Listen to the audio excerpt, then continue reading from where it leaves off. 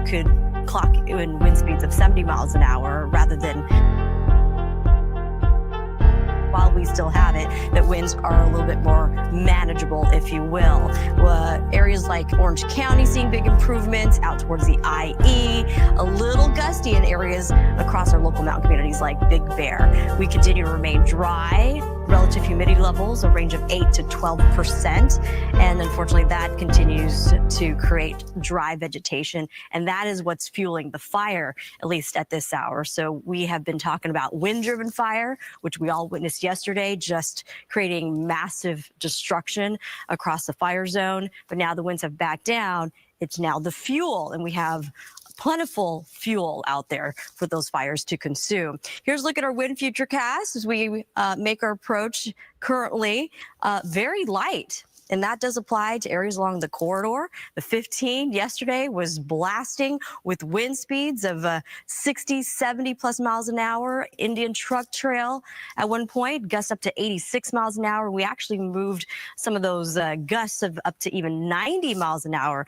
in some spots, and even Santa Ana mountain communities finally seeing a little bit of a break as well. But we fast forward, and as I pointed out midday, look at the highlighted areas, those wind prone locations. The winds make a return coming out of the northeast. So these are still Santa Anas, but instead of the ferocious widespread conditions, we're slightly seeing a little improvement. But this is not the time to let your guard down. Have that evacuation plan and be at the ready. Have your go bag. The areas along the basin on the quiet side this time around. We'll reintroduce high wind warnings and wind advisories, but rather than seeing the hurricane force conditions, it would be more isolated in some spots. So there could be a mountain area that could clock in wind speeds of 70 miles an hour rather than much of Southern California experiencing the same type of wind event. And rather than experiencing sustained winds of 30 to even 50 miles an hour, we're going to back off the sustained winds to about 20 to 40. So it's just a slight decrease. As we move into later this evening, you can see those wind prone locations back along the 15 through some of our foothill communities and the IE and downwind of the Santa Ana Mountains. Santa Clarita Valley, the San Fernando Valley will also see winds eventually peak a little higher going into Friday morning as well. But here's more good news after we get through this little bout of the next round of winds. Friday night, we have bigger improvements, meaning the offshore winds have decreased. Then we're going to pick up a little more humidity because the wind direction is going to be changing. We're going to get more of an onshore push, and that's going to help out in terms of humidity. But then we're also going to be very careful with that because now you're going to see a reversal of winds, and that could drive the fire conditions in the opposite direction. So again, closely watching our wind concerns and wind threats. Red flag conditions, as I mentioned, have now pushed into Friday, and it continues to encompass much of Southern California outside of some pockets of our coastal regions from Orange County and into LA County. But we are still very mindful. You have to be on high alert, continuing to the Riverside area. So San Bernardino, Riverside, Fontana area, Rancho Cucamonga, Ontario, a bunch of Orange County still on high fire alert, as well as a good portion of LA County and Ventura County as well.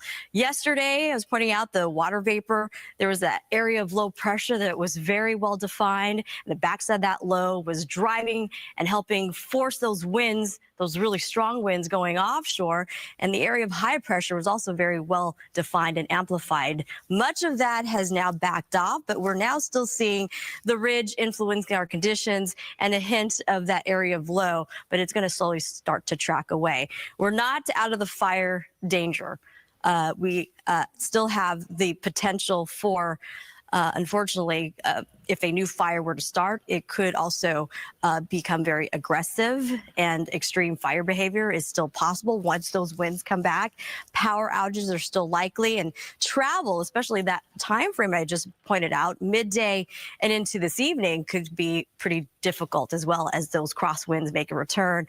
Much of our foothill communities through canyons and passes, we're going to keep eyes on the Grapevine, the 14th stretch, the Newhall Pass, and as well, of course, the Cajon Pass. So if you have travel plans heading in and out of the high desert communities, if you're leaving town, headed, say, towards Vegas, those wind conditions will unfortunately impact your drive. Those campers, big rigs, if you're heading over to the Coachella Valley, same situation with blowing dust and debris, especially when we're still dealing with those really strong gusts. So the big takeaway, calm winds right now, but we are expecting those winds to make a return more on the, I would say, a typical red flag instead of the extreme conditions that we saw yesterday. So we're moving in the right direction. And by this weekend, we're hoping that the calmer winds will stay in place, and that will really help our firefighting team out there. Sandra, Brooke. All right, Samana, thank you. I think right now we have a live picture. This is in Los Feliz. There's a power outage happening, which is, many people not dealing with the fires, are dealing with these power outages. And you can just kind of see, Sandra, there, the lights and blinking. Right, as we pan down, or Skyfox readjusts the shot right here, again, overhead Los Feliz, you saw those blinking lights along the hillside, but clearly just spanning over the area right here to take a look at our perspective at this hour, 1:30, we're approaching, and yeah, a lot of communities without power at this point because of the situation dealing with fires. Are obviously the infrastructure is tapped right now, and people trying to get a handle of the weather situation, the resources that are available out there. Many communities not even in the fire zones, feeling the impact from all of this with those power outages as well. Right, like it's not just the wind, it's the power outages, a lot of preemptive power outages, officials trying to do whatever they can to keep people safe just ahead of just kind of preparing for the fire danger that we knew was coming, and that obviously we are seeing play out right now. Many people really aren't sure when they'll have power again. It's kind of in and out. It's also all over, talking to people in Thousand Oaks without power, talking to people in North Hollywood without power. Obviously, many people in Hollywood, especially after, earlier last night, without power. I was speaking to a friend in San Dimas who was without power for quite some time. Yesterday evening into the overnight hours, they were relying on generators to get some power up and running. And these are communities with a lot of first responders who are also responding to this all throughout the Southland. And they're dealing with their own personal issues at home as well. So many families impacted by this, obviously, because of the widespread nature of what we're dealing with the weather system, as Samada has been telling us, but with all of the flare-ups and the fires that we're experiencing all throughout the Southland. Yeah, just another example of how much you need to be prepared to go. At any time, you need to be prepared for anything, because, you hear one thing, you hear an alert, hey, this is going to happen. And again, it doesn't always come to the top of everyone's mind, especially if you haven't lived through something like this. How many different ways you can be affected by this? How many ways you can be affected by a community, that's not yours. Yep, and we want to remind people the 6 Ps, of course, in packing up, being prepared to go. People, pets, personal belongings, personal laptops, photos, pictures, and plastic, which means your credit cards, obviously, your debit cards, any cash with you, as well as prescriptions. So don't forget those 6 Ps as you maybe think about packing up, being ready to go, if in case you get that alert that you must leave. If you do get one of those alerts, leave now. And right now we want to go to this hour. Gigi Graciette, she is covering the Palisades fire. She's been covering it since yesterday morning. She actually talked to a man who lost his home in this fire. The Palisades is not just the wealthy, it's the people, the everyday people like this. My neighbor fixed surfboards. That's what he did. He was a surfboard fixer. He was, and they live day to day, paycheck. They live modestly, and there are a lot of senior citizens that call this mobile home park home. Correct. Yes, senior citizens, just a lot of good people, just good American people, just what do they call the salt of the earth? I just love them. Palisades, people who live there, they're taking this burned, char. They're dealing with this. They are still standing. Look at this American flag as they're taking this as a sign of hope. Obviously there are, yes, many people in the Palisades who also have a lot of money, but these are still human beings. These are families. There are children.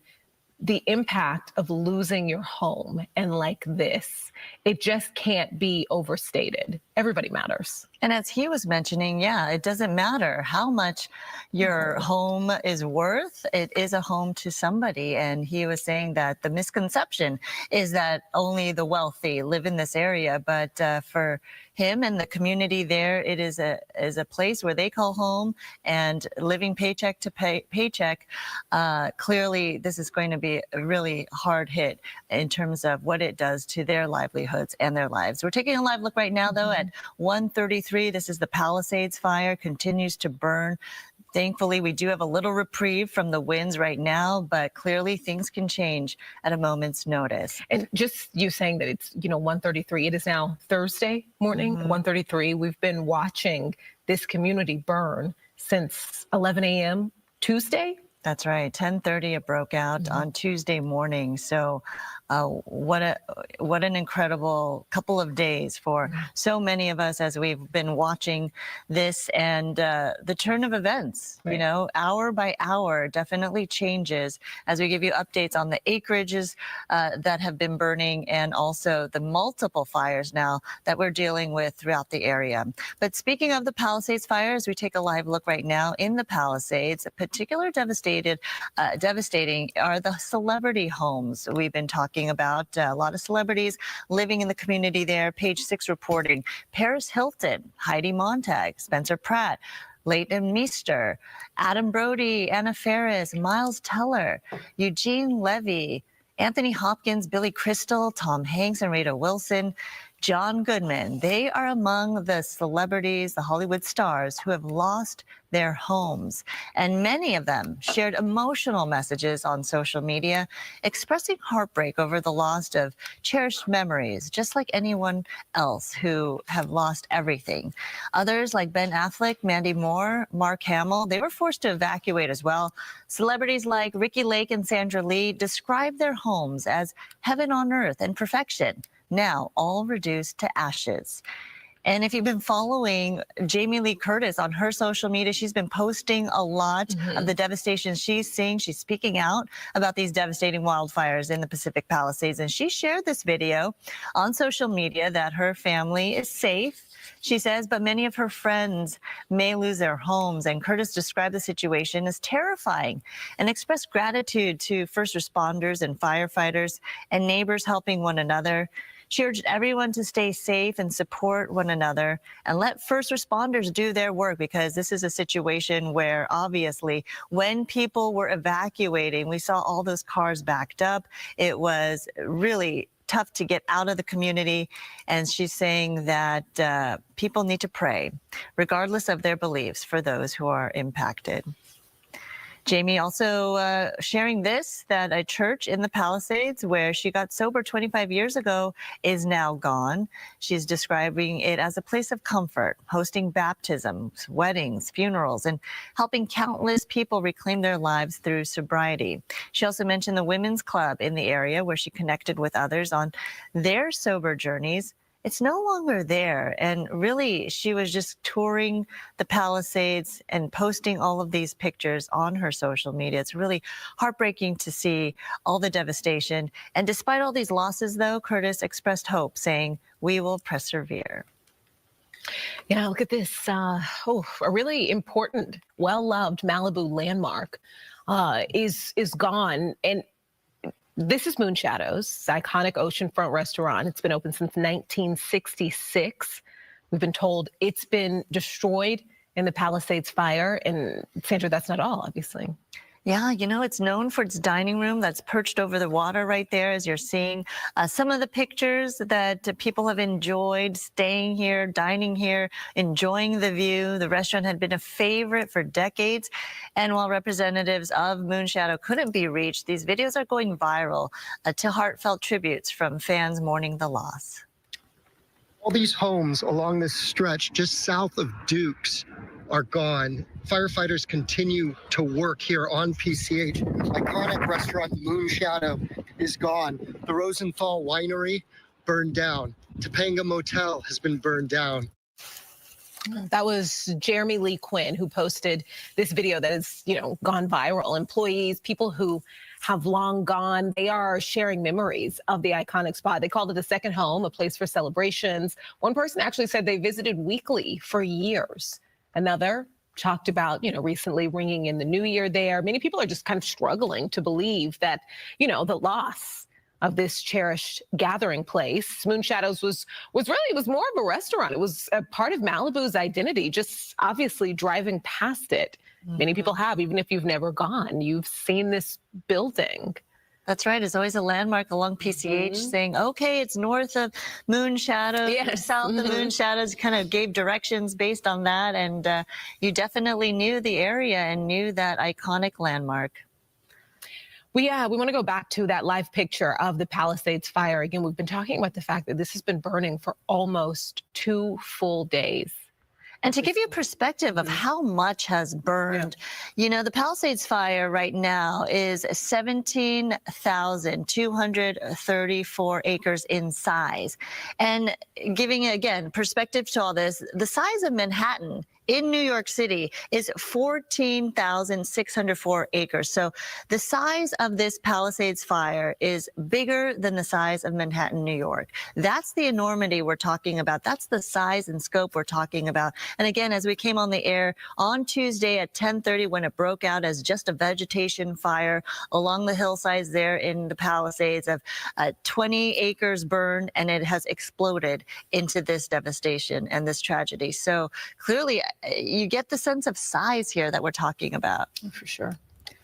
Bob DeCastro, he was at the Eden fire yesterday, where firefighters in one neighborhood, they actually didn't have any water, and then an airdrop came in to help. And the fire chief here was very honest with me. He looked at me. He knew who I was. He said, "Oh, you're with the news." He says, "We have no water. We have no water." And I said, "What is that normal?" And he said, "I've never seen anything like it before." He said he'd never seen anything like it. So I don't know what the problem is with the infrastructure or what had happened with the water here. If it's the same situation as the Palisades when they had run out of water because they depleted the resources, or all the tanks had already been drained and they have to replenish those tanks, and it hasn't happened yet. I'm not an expert on the water delivery system here, but all I know is this is a home that's on fire, and the fire chief that is here on the scene from another city here in California is telling us he has never seen anything like this, and there is nothing they can do. They're just doing the best they can to try and protect these surrounding homes. The winds, I will tell you right now, they've let up quite a bit. So that is the good news, but it's just surprising. Now seeing finally some help from the skies here. We've got a water drop. Maybe that's going to take place here very shortly.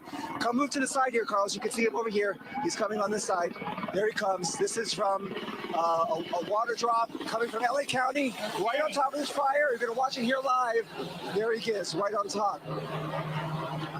How is that? Just as I said that it was better here, that the winds weren't had subsided a bit, that maybe it's time that they brought out some of the air assets, and that looks like what had happened here just moments ago. We just saw that airdrop, the first airdrop that I have seen here since we've been out here for a couple of hours.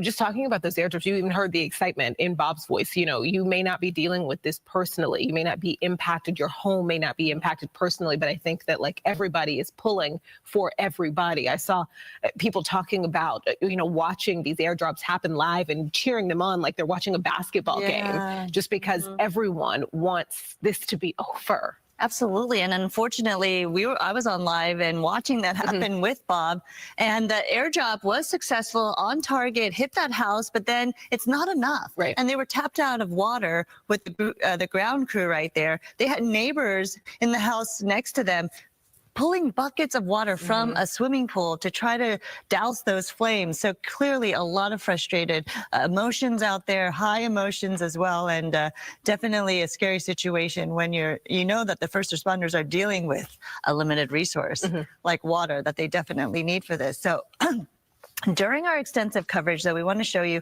Haley Winslow talking to a man who was begging for the community to help put out the flames of his home. Take a listen to this. I was told that my house burned down. I drove up. I needed to see it. I wanted to get some clothes for my son The entire neighborhood is burnt down, but somehow my house does not even have a scratch. There's no fire damage. I went in, but the house next to mine is still on fire. So I'm going around begging anybody to come put out that fire to protect my home. Because there's no water. There's no water pressure. I tried to turn on the water myself. I would have tried to put it out, but I have no water pressure, so I have no way of putting it out. So you and your wife are just trying to go get bottled water? Yeah, so my wife went to get bottled water. I'm going to meet her down the hill, and we're just going to try and throw bottled water on it, but I don't know if that's going to work. You need a lot more than that. And so the firefighters said that you're basically not on the list right now? They said they had a list of places to go. They're spread thin. I understand. I really understand. Yeah, I know. But, so you're just begging somebody, if anybody's got water and can help. You're about a mile down the road from here. Tell us your address. I'm at 615 East Los Flores Drive, Altadena, California, 91001. I'm begging anyone to help put out this fire. So he's got fire basically all around his house, and somehow there's no damage to his house yet, but it's only a matter of time, and there's literally no water to be able to fight it himself. Correct. Is there anything else you want to say? Help. Please help. That's the desperation you're hearing from so many residents who are facing this tragedy. The fact that there is no water, these hydrants are tapped out. Obviously, this is a bigger discussion and debate and problem that needs to be solved. But right when we're in the thick of this and in an emergency situation, the fact that fire responders and first responders, fire crews out there are trying to tap into these hydrants and then a trickle comes out, not enough water to douse these flames. It's so frustrating for these homeowners, for these neighbors, these community members to face this situation, knowing that help is there, help may be on the way, but there are no resources for firefighters to be able to tackle these blazes. And we're hearing this time and time again, and the desperation, the frustration, the emotions running high, and people losing their homes and everything they have inside. It is just so heartbreaking to hear. And this message, of course, was received by hundreds of people who watched this. A lot of people around the world sending this man and this area water and supplies. Listen to this. And thanks to you guys in the public, all over the country. This guy was out of water, of course. He and his wife going to the store to get bottled water to throw on their house. He lost his uncle's house, his mother's house. There was fire literally all around his house, and he was desperate for somebody to come help him. The community stepped up. And he right now has a home still tonight because of you. So here's what he had to say earlier. I hope I can get some help. To know that my house is standing and then I might lose it because I just couldn't get help, that will even be more painful than it being gone last night. So again, I mean, I know that, LAFD was asking only firefighters yesterday that are, with the force, but maybe off duty to help. But maybe if there's somebody out there who's got firefighter experience and they're trying to see what they can do, anything you can do to help guys like Chris Anderson who are just begging. They're out of water and there's nothing else that they can do. I know he could really use the help. And speaking of resources and manpower, people did step up and help literally all over the country. People were dropping off, giving them tips and then coming to his house and dropping off cases of water. And with everybody's help, they were able to save his house. Of course, there's still fire all around it, so he's hoping that it stays that way. Poor guy, I mean, he was literally crying, just desperate. So thank you to everybody out there who stepped up and helped him.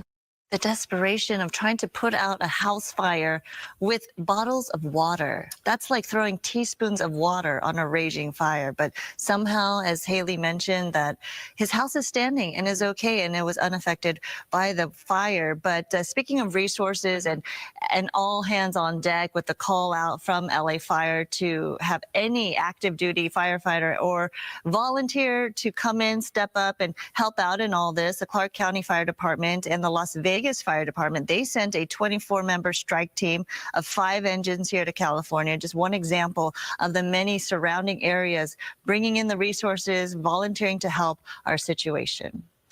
You know, we were just talking about water and the water being gone, and you heard that man say, you know, I tried to turn the water on, there's nothing there. What often looks like there's just no water. Firefighters are not able to refill the water supply. Also, an engineering professor at Purdue noted that in, you know, large cities like the one that we're in, oftentimes massive wildfires like this can damage pipes. Pipes that are already slightly damaged, pipes that are perfectly fine. You have fire raging all around you. And so a damaged pipe, something that you can't even see, can also help deplete a water supply, can also help, stop the process of, water being able to be of use for firefighters. So sometimes it's not even just exactly what you're seeing. There are multiple things happening when a wildfire damages an entire system. Like this, there are things happening that, we can't even see. And what looks like, negligence may actually be a wildfire doing what a wildfire does. And this is horrifying because regardless of what has happened, you end up with someone desperate doing anything they can just because he doesn't want to sit there and watch his house burn. So he's using water bottles because that's all he can do other than watch. It's the sheer desperation, right? People taking matters into their own hands. And obviously, it is dangerous for people to do that, to try to protect their own property on their own. It's a scary situation. But, it's going to be months in the making in terms of figuring out what went wrong, the response to all of this. Certainly not the time and place what to really started deal with this. Right now, because of the fact that we're in the thick of it and they're still responding to try to put out all these fires. Let's bring Samana Khan here in the conversation because obviously, when it comes to specifically what started this, that's under investigation still, and we may never know that. But what we do know is our conditions outside are definitely fueling this. Absolutely. There is, though, some good news, at least at this hour. If you just walk outside, you'll notice dramatic differences in wind conditions. Yesterday, just a matter of just 24 hours ago, we were witnessing catastrophic, strong rivers of wind going offshore, fanning the flames and creating these massive fires. The fires, of course, still very active across the Palisades, especially, and eyes on Eaton Fire and the Hearst Fire. But the great news at this hour is that winds have backed down. And this is what gives the opportunity for firefighters and our aerial apparatus to continue to take advantage of this moment and really get a better handle on the situation. So instead of the ferocious flames and embers casting miles downwind, creating more spot fires, it's going to be a little bit better, at least this hour. So we have several hours of the slightly relaxed conditions before stronger winds make another return. But the stronger winds that are coming our direction is a lot less in strength if you compare it to yesterday's events. Yesterday, we were talking about wind gusts of 60, 70, 80 mile per hour conditions, and that is ferocious. Right now, calm, but eventually, instead of moving up to 80 miles an hour, those hurricane force conditions, we could be looking at gusts, again, still in the danger zone, about 60 miles per hour. A high wind watch will be reissued later, sometime late tonight into Friday morning. So just keep that in mind, especially if you live in the areas of the Santa Clarita Valley. And yes, this does apply to some of our local corridors, the 14, the 5 through the Grapevine, and wind advisories currently in place. We are anticipating those winds to come back later midday, and we're looking at wind speeds range of 20 to perhaps 35 miles an hour, and that's sustained coming out of the northeast because we're still dealing with Santa Ana conditions. But again, not expected to be chaotic as what we have been witnessing. High wind watch will also be in place, unfortunately, for the Santa Monica Mountains, and that does, unfortunately, may impact the Palisades firefight. But for right now, I'm sure much of our first responders and the firefighters that have been working around the clock tirelessly to get a good handle of the current wind situation. Again, very relaxed at this hour. We, unfortunately, are still dealing with red flag conditions, red flag warnings that were supposed to expire yesterday evening, unfortunately has now been extended into Friday. So we have another day of these conditions where if a new spark were to occur, and yes, we're watching those embers that could create new fires, that is still possible because we're still dealing with very dry conditions. Relative humidity 8 to 12%, and that's bone dry. So if a new fire were to occur, it could also become could rapidly spread.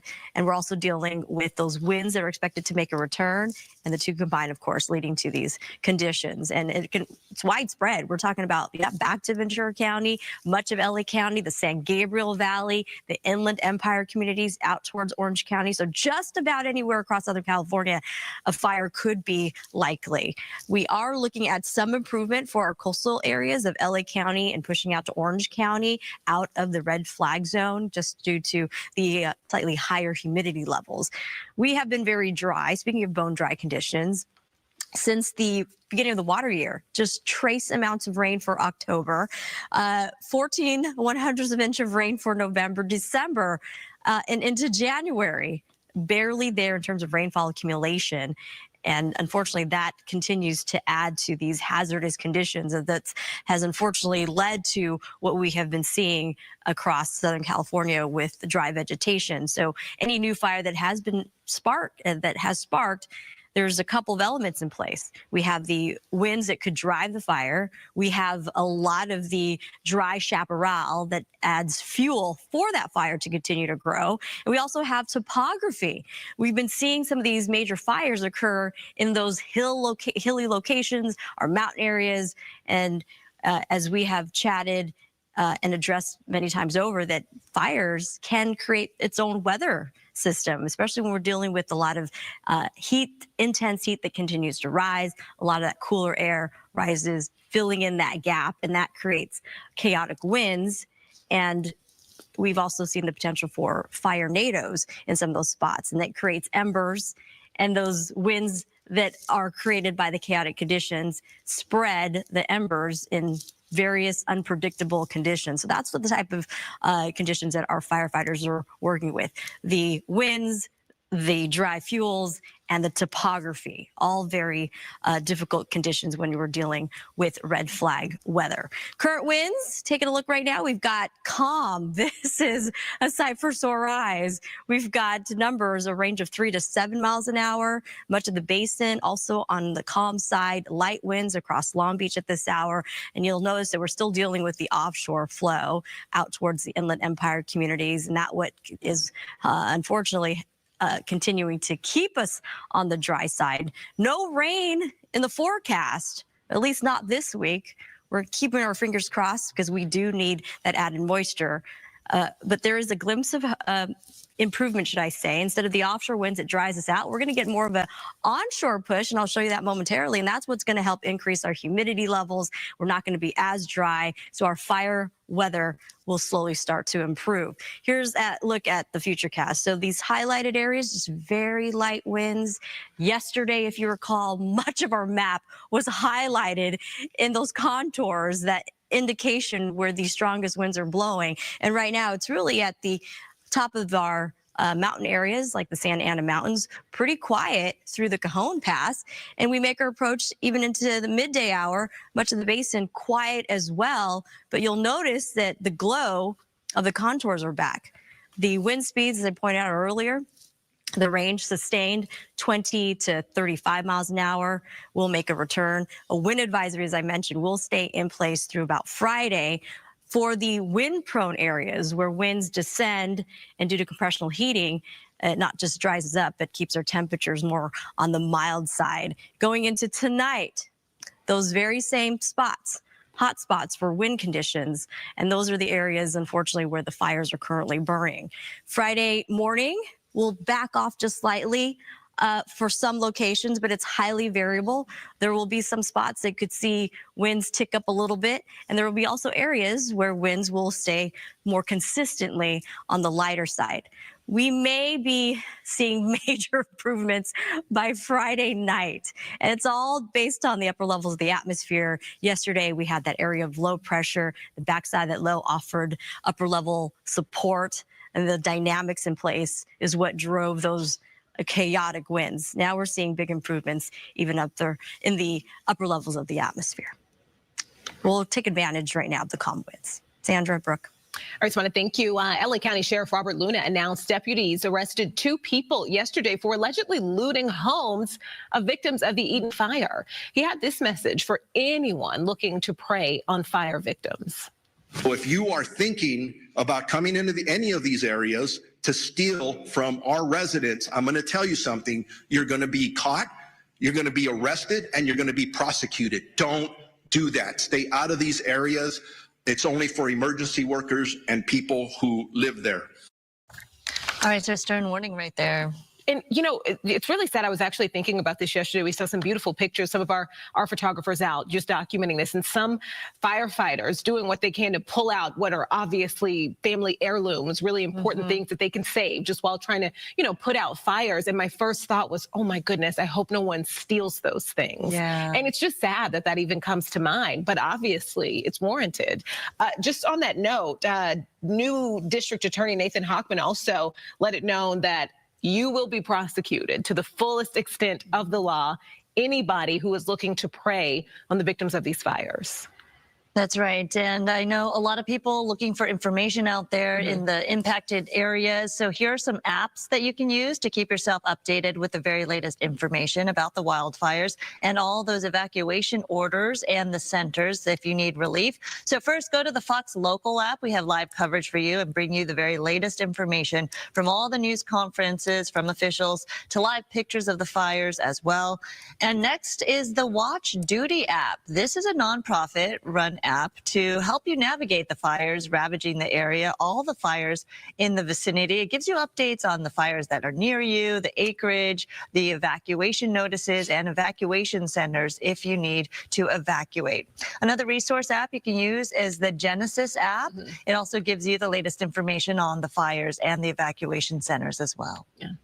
We actually sent our Matthew Seedorf in and around the Palisades fire yesterday. He filed this report for us. We're here off Bienvenida, and just take a look at the force from all of that wind. This massive tree falling down, looks like on top of this car. Look at that, even bending the tire on the car, all of that crashing down. Also, we've been talking about these winds, those 30, 40 mile per hour winds, some gusts even stronger than that. But you can see the homes out here destroyed, even some still on fire. I think back actually to yesterday. I can't even tell which home it was anymore, but we were out here and one of the homeowners was refusing to evacuate. He was trying to protect his home and use a garden hose to cover the roof with water. He offered us Gatorades and gave us water. And I'm now looking at this, and it's hard to look at, wondering what happened to him and if he got out safe. Hopefully he did. But just looking at all this destruction, it's hard to put into words, and it's like this all over Pacific Palisades. And you just keep driving and seeing more and more homes that are looking like this. I'll go ahead and send it back to you. House after house, for block after block, destroyed. Since 6:30 until 2 a.m. with my garden hose, there were no firemen. The entire neighborhood is burnt down, begging anyone to help put out this fire. This is insane. This is probably the craziest thing I've ever seen in my life. There's a fire and there is nothing being done. It's terrifying. There's no water north of Woodbury.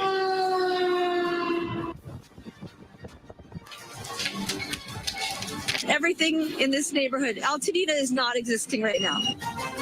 This area is a total loss. I'm scared. My daughter is scared. We had to evacuate. There's a fire nearby. It's really a crazy night. Oh, yeah. All right, it is 2 a.m. this Tuesday morning. Thank you for choosing Fox 11 for your coverage. I'm Brooke Thomas here with Sandra Indo. This is a live look here at the Eaton fire. This has just been, nothing less of a horror show. That's right. And the Eaton fire, as we look at it, the acreage is right now being reported as 10,590 acres in size, zero containment at this point.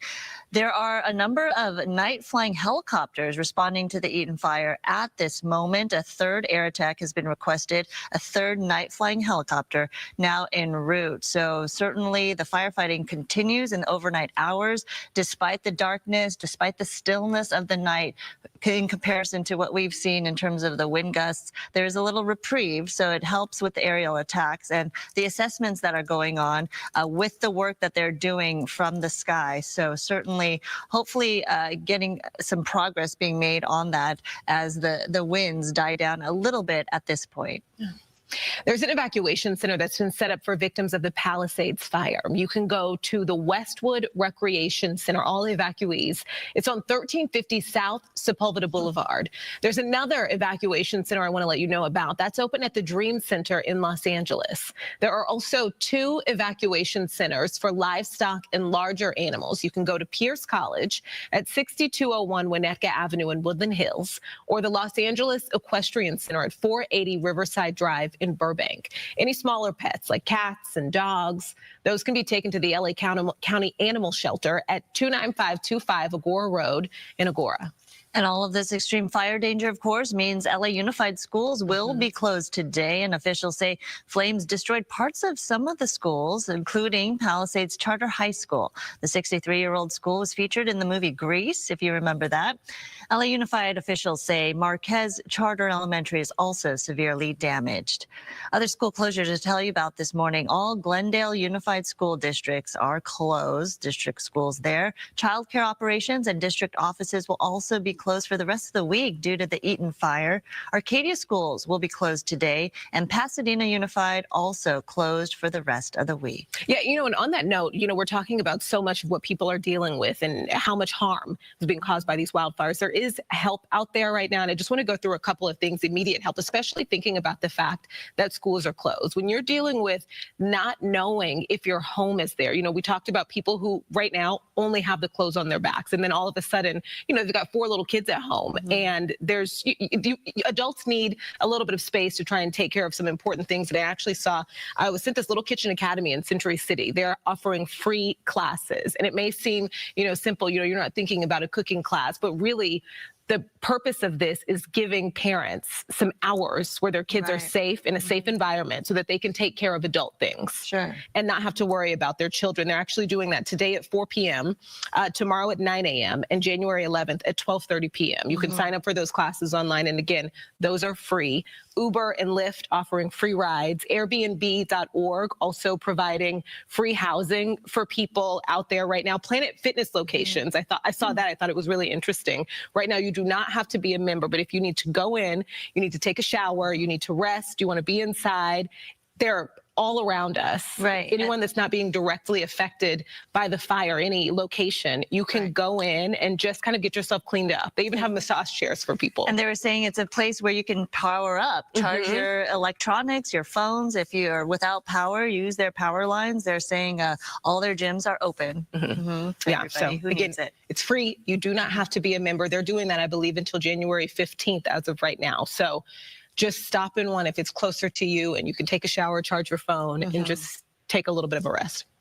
Okay, let's bring Samada Khan here into this conversation to talk a little bit about what's going on outside. Samada. Yeah, Brooke, good morning. Sandra, to you as well, and to all our viewers. And speaking of getting a chance to rest, how about we take a nice little break from the constant ferocious winds? Just 24 hours ago, we were all part of witnessing the chaos and the devastation caused by those extreme wind conditions. We had the particularly dangerous situation yesterday. That has lifted, but that doesn't mean that we're out of the woods yet. We're still going to be getting those winds, but we're going to take advantage of this break while we had it. Winds are expected to make another return, not as strong, but unfortunately it's just strong enough to potentially continue to have that fire spread, especially through the Palisades fire. So we continue to watch the winds and we have to be on our toes. And here's a look at the relaxed, more manageable conditions. And that's what is allowing our aerial assets to be up in the air to help continue to fight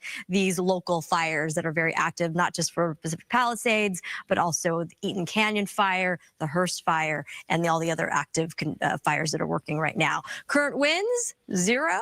Which translates to calm conditions, 3 to 5 mile an hour winds from Camarillo to Oxnard. And look at this from areas of Santa Clarita out towards much of our valley communities. Nice to see that we're looking at light winds all the way down the Santa Monica mountain ranges. Speaking of Santa Monica, we've got 5-mile-an-hour winds there. Much of the basin also reflecting very calm offshore conditions, and out towards the IE as well. And Orange County also getting a little bit of a break. But as I mentioned, we've got winds expected to make a return today. We have wind advisories that will be reissued. We've got numbers instead of the 20 to even 40-mile-an-hour sustained. We're going to be looking forward to, at least for the wind advisory zones, at least at this hour, 25 to perhaps 30 to 35. And gusts, instead of up to 80 miles an hour, we're going to dial it back to 60, which is still very strong. And unfortunately, that could have enough gusts behind it to create the current fires to spread. But right now, as I mentioned, we're just going to focus on the good side. This is just what's coming our direction, and the wind alerts will stay in place all the way through Friday. So keep that in mind as well.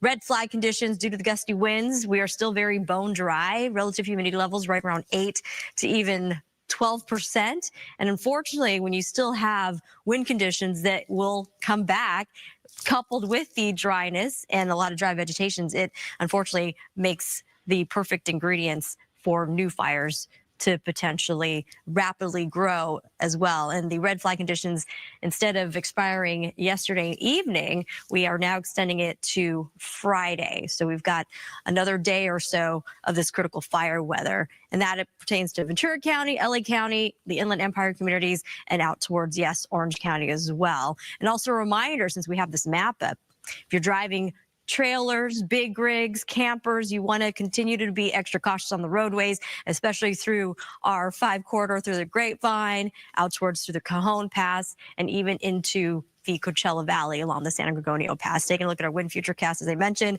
calm right now, and it's expected to bump up again. We have got to be on our toes still, but we'll take the break where we can get it. Right, Sandra Brooke? We sure will. Thank you, Samada.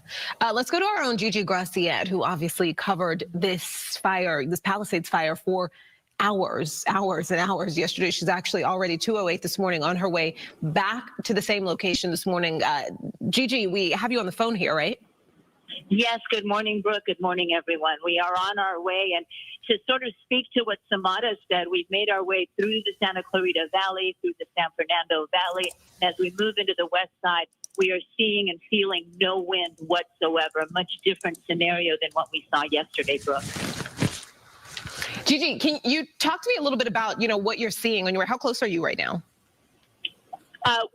We're on our way. We're on the 405, okay. So we're making our way to the fire right now. But I can tell you what we saw yesterday, and that was complete destruction, devastation. You had a fire official on yesterday from LA City Fire that I believe that described it very apropos, which was catastrophic damage. Yeah. I mean, we're talking about the center of the city, what we consider, the city square, sort of, our supermarkets. Brooke, our churches, the public library, right. All of that burning, all of that, Gelson burned to the ground, Ralph's supermarket burned to the ground. We're talking about Corpus Christi Church, which, if it wasn't entirely burnt, sustained heavy damage. And we spoke to the Archdiocese yesterday, and they were trying to get someone in there to confirm that the fire had indeed moved into the sanctuary. The Palisades Presbyterian Church destroyed, the bell tower standing, and the walls, the skeleton of the building was standing, but there didn't seem to be anything else there. Yeah, Gigi, we're looking at video right now of all the devastation that the Palisades fire has created for that community. Virtually the whole town just leveled to the ground after being up in flames. And you were reporting quite extensively on the community along PCH, the mobile homes there that have been completely destroyed. And those are the homes of so many people, that tight-knit community there. You spoke to a resident who lost everything, and coming back to see the debris that was left behind, and a single American flag still standing strong, flying in the wind. I have to tell you, Sandra, that brought tears to my eyes, and it also brought tears to Andy Rocker and his wife, Rosanna, and they're the ones who lost a home there. And Rosanna, I had just posted on social media, that our flag was as resilient as the people who calls Southern California home. And it's funny because Rosanna came up to me on her bicycle. They were touring the mobile home park where over 180 mobile homes were leveled. I don't think there was one that actually survived the Palisades fire. And Rosanna came up to me and she said, "Did you see the flag? It's as strong as we are, and we'll rebuild, and it's as strong as we are." And I said, "Oh my gosh, I just posted that same message on social media. That American flag, very symbolic."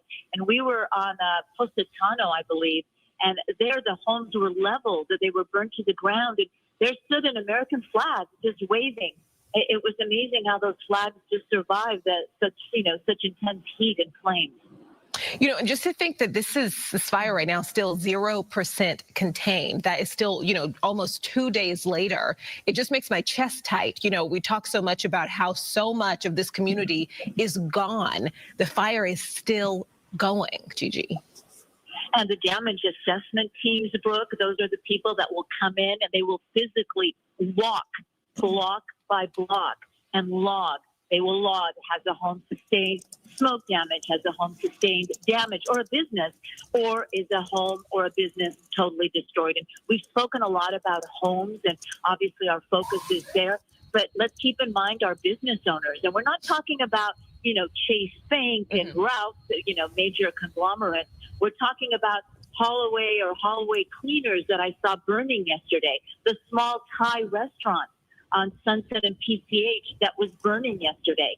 Those most likely are small, family-owned businesses, and they will be severely affected because their livelihood has basically been shut down. Right. So our hearts go out to all the business owners also. We saw entire buildings on our way out as we made our way through the village of the building where Chase Bank is. There was a small medical clinic there. And let me tell you, and let me just sort of divert my attention here. We had a fire off the 405 yesterday, too. And we are driving by and we see a lot of units still staged here near the 405 freeway. So Los Angeles and its surrounding communities, Altadena, Pasadena, Stillmar, they have been hit so hard. And Brooke and Sandra, when everything is said and done, I think almost all of us are going to know someone affected or know someone who knows someone. Personally, yesterday I heard that 2 of my friends lost their home in the Eaton fire, Altadena, Pasadena. These are women and their families who have lived a life of service, a school teacher, Los Angeles County employee. They've worked their entire lives to be able to retire in their family homes, and their homes are now gone. I'm so sorry to hear that, Gigi. That is... I think we're all going to hear of someone that we know that has been affected if we don't know them personally. Right, absolutely. And when you talk about the size and scope of the Palisades fire, Gigi, just to put it into perspective, I mean, wrap your mind around this. The acreage in terms of how it's burning right now, it's up to 17,234 acres burned. And the size of Manhattan, Gigi, 14,604 acres. So we're talking about a fire that is bigger than the size of Manhattan, New York. And you know what, Sandra, yesterday I spent a considerable amount of time with our Fox affiliate in New York City.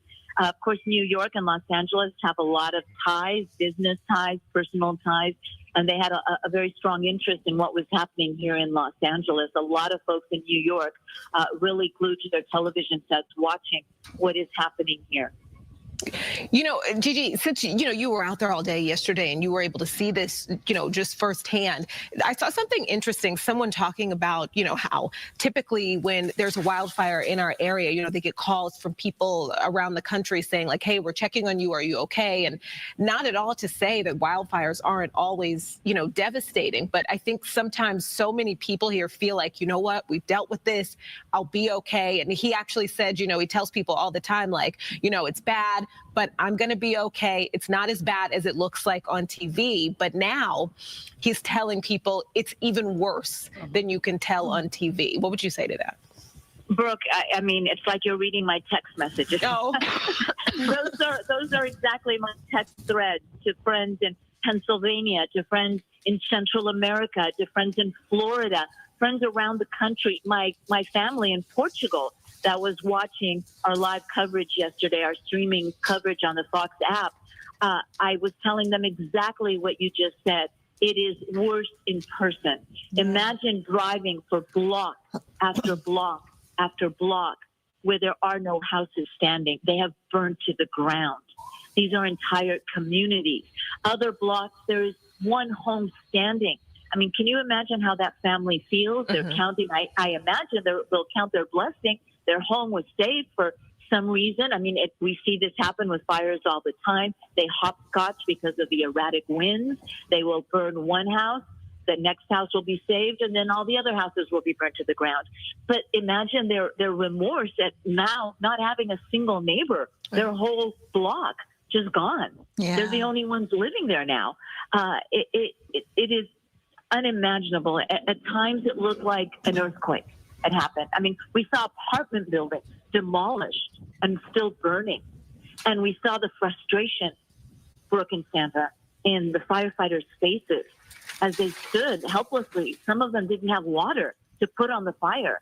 Brooke, they were using their hoses to drain water from swimming pools to try to save what they could as the other houses next to them burned. The public library, there was no firefighter there. There was no one there as the public library basically collapsed in front of us.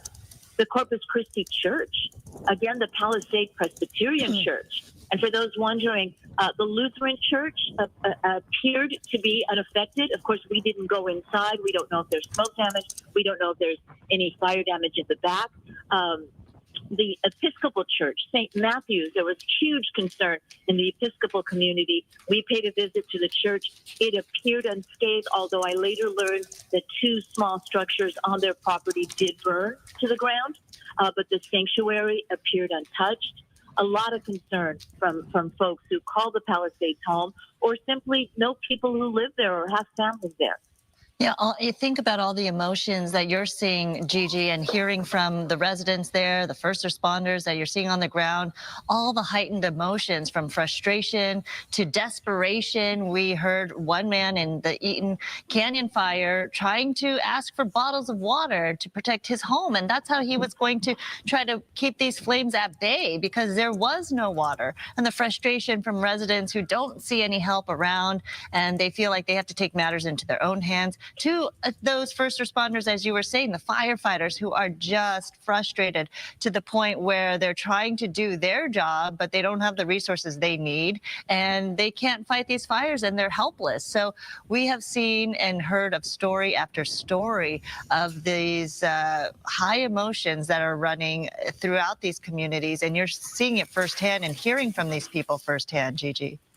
I actually read a tweet from a Palisades homeowner who was asking anybody to please tell him of any private firefighting services. There are actually an insurance companies actually contract out with private firefighting services, and they stage them when they have time to do this. And I have not seen it here in the Palisades area, but I have seen this on multiple fires, and I've actually spoken to the people who run these services.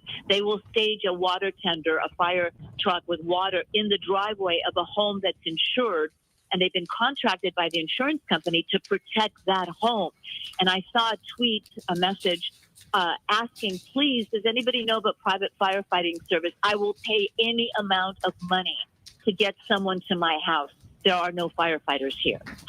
So I don't know if that person found somebody or not. And by the way, we're making our way down Sunset Boulevard, and I already, between the 405 and Palisades, and I can see the hills are on fire. And I know you had Skyfox up, and we saw the glow of that fire. We know they were fighting the fire near Payuma, obviously trying to control the spread into the Calabasas, Agoura, San Fernando Valley area. They were fighting that vigorously late last night, and you can see the glow of the fire. And of course, all the streets here are shut down. We're going through a checkpoint right now here on Sunset Boulevard. The LAPD has it shut down. Good morning, officer. I'm live on Fox 11. We're covering the fire. Okay, there's a checkpoint here, and they're asking for our credentials, even though we're in a live satellite truck right now. LAPD has the streets closed off. Of course, they're doing their best to keep out people who don't belong in the area. Obviously, we always see looters and things like that, so they're working really hard to keep them out. Yeah. Thank you, officer. Speaking of the people trying to get into the area, Right, you know, looky-loos, even though this is happening. Right, that want content or to see, survey the scene, or, you know, people who are desperate to try to find out if anything is left of their property and their homes. Now is not the time to do it. Please wait for officials to let you go back into the area, because there's work to be done. They are still trying to get a handle on this fire. So now is not the time, even though you think there's a lull in the wind and maybe we could go back and maybe try to scope out your property or what's left. This is not the time. Please listen to officials. The evacuation orders are still in effect. And the conditions are extremely dangerous. Brooke and Sandra, as we made our way down I believe it was Bienvenido.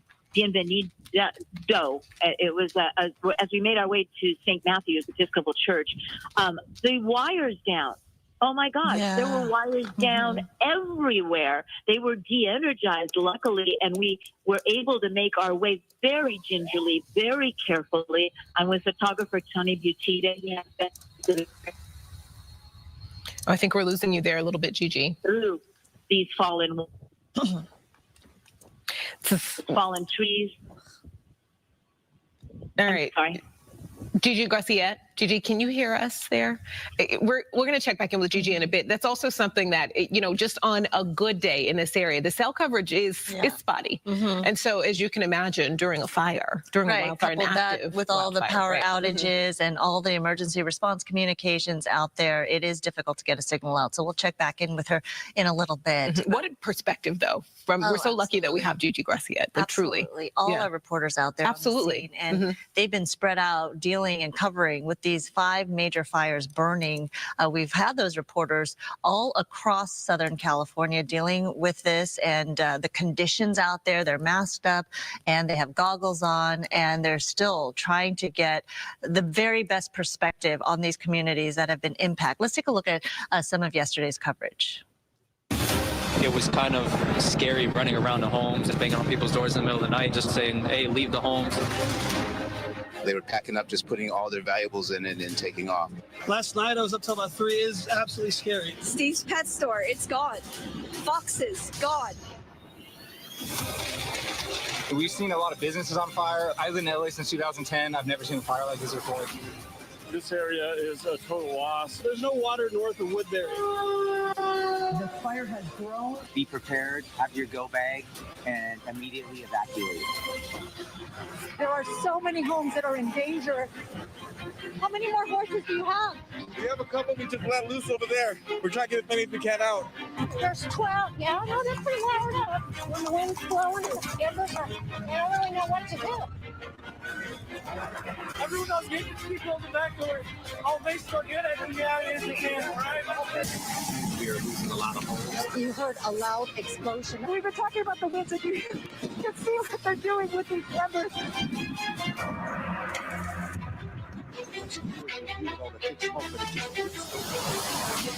Can't help but feel bad for all the people who live here, and we've never had a fire like this. It's bad. It's horrific. Deep in the desert. But the fire is moving so fast. We had to come together as a community. I'm scared. My daughter is scared. We had to evacuate. The minute I saw people look at us and say, "You kids, get out of your car and walk," I just got out of the car and just walked. We don't know where to head now. The smoke is really dark and there's a lot of it.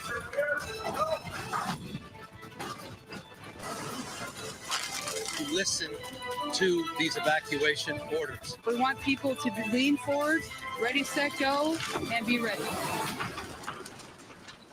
Oh, Sandra, seeing that, I think both of us kind of cringe when we see that video of that little girl, especially clutching her stuffed feet and crying. This is so hard for adults to handle. And I just cannot imagine the many children who are dealing with this and, you know, in the days and years ahead, these memories and what they're going to have to kind of work through. You know, you hear an alarm and you all of a sudden it takes you back to this memory. That's right. And I'm thinking about all of the kids who, you know, their parents had to say, okay, it's okay. You know, we've got to get out of the car. We've got to walk through this smoke. We've got to run here. That's You can hear the panic in your mom and dad's voice. And I just immediately thinking about how hard, you know, these days and the days ahead are for the little ones. And the children who aren't at school because of all of this, whether the school has been damaged in these fire zones, or for the fact that LAUSD schools are closed and kids may, want to get back to a routine, and they don't have it at this point because of these devastating fires. And then, all the questions that they're asking and the fear in their minds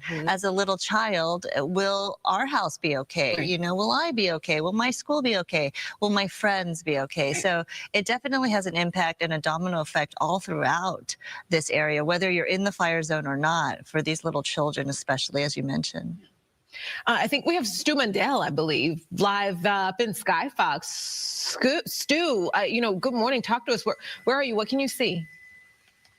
Hey, good morning, you two, and definitely looking at that Palisades fire. Now, we're off at a distance. Actually, Skyfox pretty much just directly over the Brentwood area and over the 405. We're not allowed in because of the TFR, but that TFR in effect still. But right now, at this moment, no aircraft fighting that fire. The reason why I'm doing that wide shot where you can actually see the moon out there is to give you an idea about the smoke this morning, because it is a lot less, but that fire is still very, very active down there. It is burning away from a lot of those homes, but we did see that shot on the ground there just moments ago. There are still plenty of homes in that Palisades area still burning. Devastating to see. But take a look at this. That's going to be all that vegetation up on that hillside, and it continues to burn up here. And the fire department, they're doing what they can to keep these flames in check. The winds much less today, and that is going to be a huge help for those firefighters. This is going to be the time where they can actually start making those efforts to get these flames under control. Looks like a moonscape down there. You can see all those hot embers, a lot of those hot spots. Again, though, this is up in the Chaparral areas. This is up on the top of those mountains out there, the Santa Monica Mountains. So you probably can see some of this glow from the valley. But as it stands right now, we're still talking about 17,000 plus acres, pushing that 18,000 acres out here at the Palisades fire. As we took off this morning from Van Nuys, I did do a scan of the area. The Eaton fire still very active out there, but a little less flames are being seen, at least from the valley this morning. And of course, that Sunset fire, the one that broke out last night, as I understand it, Dylan, my pilot this morning, the one that actually called it in, the guy that said, hey, you know what, we've got something burning over here. He's one of the first people that called, and maybe there were some 911s, but you know what, very proud of him indeed. That fire definitely under control, but right now the Palisades one, that seems to be the one still burning out here, very devastating, waiting for that sun to rise, because I definitely want to start seeing that some of that areas that have been devastated by the fire. I'm told that it is apocalyptic to see from the air, and actually waiting to see that myself and to show it to the folks at home. Sending it back to you all. Right, Stu, and your perspective is just quite eye-opening, because we've been talking about the enormity of the Palisades fire, larger than the size of Manhattan, and you can really tell from your shots just how widespread it is, how devastating it is, and from your perspective as well, the wind, right, how it's shifting. It definitely is still having an impact on these fires. I mean, we are enjoying a little bit of a reprieve from those high gusty winds, but you can tell that smoke is moving, and the flames are as well, Stu. Definitely, Sandra, the smoke, the winds are really, I mean, even though we haven't been in the air, or I haven't been in the air that much since this fire started, the winds have been what I've been watching. And that Eaton fire, that is going to be definitely a concern, because if the winds definitely shift, it might be pushing it away from the Altadena area, but it's going to get up into the Angeles. And I'm sure firefighters, as well as I, can just do the math right there. That is going to be a very dangerous situation. Out here, though, you can see a little bit of that smoke, like you said, Sandra, still kind of pushing it towards the same direction, but it's moving from the valley towards the shoreline. That's what those high winds or the crazy gusts were giving us for the most part during those Santa Ana events. But right now it is much lazier. That's probably the better way to put it, but it's still very devastating. Even if this was just the fire that we were looking at, this would still be a lot of fire for those firefighters. And of course, you can see it right there, those winds kind of pushing it over towards the ocean. A lot of hot spots, a lot of vegetation still out here. And when I say that, that's fuel for the fire. So this fire definitely is still very, very active. I'm still hearing those containment numbers at 0. Hopefully they're going to start getting those up a little bit higher as these winds start to slow down a little bit. I did see Sam Dubin's report yesterday, and they do have the tractors out there, the big bulldozers, and those are they're actually going to make those lines around the fire. And since they've been out there, I'm still hearing the 0% containment, but those numbers have got to start climbing, especially because of all the work they've been doing out there, putting those brakes for that fire it can basically burn up to and then be able to stop at. But right now, still very active out here. And again, this is in the Palisades, the flames that we're showing you away from the homes. I'm actually doing some button pushing up here, but I'm having a little bit of an issue this morning. Not sure exactly what is going on, but I'm unable to bring up the map at this moment. But because I wanted to show you where the shoreline is, where Gigi's at down there over by the actual shore. That's going to be way down over in this area over here. So those flames quite a distance from the Pacific Coast Highway. You can see some of those red embers right there. I would venture to say that that is probably one of the structures that are burning. And of course, you can make out the red lights. Those are going to be the fire trucks. But those are way at a distance, and that's going to be out by Pacific Coast Highway. So you get an idea of all the distance between there. And something else that's very eerie that when you think about it, and it's something that I'm more used to than most of the people watching, is usually you'd see lights on down there. You'd see a lot of like what you're seeing in the foreground right here out towards the Palisades area. All that is off, probably due to the power being out, but the wires down and etc. So it is a very eerie situation. And of course, that devastation, thousands of homes, or at least 1,000 homes burned. That is, it's quote unquote apocalyptic. And as when the sun starts to rise and the smoke is not going to be there, hopefully we're going to get some pictures of that as well. Stu, we actually just got another evacuation order in. This is for the Sunset Mesa area. The order is to leave now. Now, obviously, you know, it shouldn't have to be said how important it is to listen to these orders and get yourself, get your family to safety. Stu, I just, you know, I think what's great about our team here is so many people here have been here and been able to see so much, you know, history in our area when it comes to tragedies, unfortunately. But can you talk to me a little bit about the differences? Because I'm hearing so many people say, you know, this is the worst they've ever seen. And this is obviously the worst I've ever seen. But that's easy for me to say. I'm still, I think, fairly new to Los Angeles. Oh, you know what, Brooke, as far as the worst I've ever seen, in the 90s, we did have a couple of fires out here in the Malibu area. I wasn't in the helicopter. I was down on the ground, and those were pretty devastating. I can't really quote. I mean, I don't really honestly remember because at that time, it was more about the breaking part of the news for me. But I don't know the number of structures that were destroyed, but it was very devastating. It was a huge deal out here as those flames ripped through the Malibu area. It was almost the same type of situation. We had those high winds and it was definitely moving along. I'm looking at the Mandeville Fire Road right there, and I'm thinking to myself, wow, these flames have actually made it over to the Mandeville Canyon area. So this is actually still moving towards the south, or moving towards the 405 freeway. You know, when I say these things, I'm saying the general direction of. I'm not saying it is encroaching onto the freeway, but it just gives you an idea of the you know, we're talking about 17,000 plus acres. That is quite a lot of area to be burned. But again, it's still moving right now, making its way kind of southward. That seems to be the big portion of it. And then again, when we look way up over here, we've got a couple of hot spots. But I know that these in the distance out here, right by that shoreline, or what in this area right there.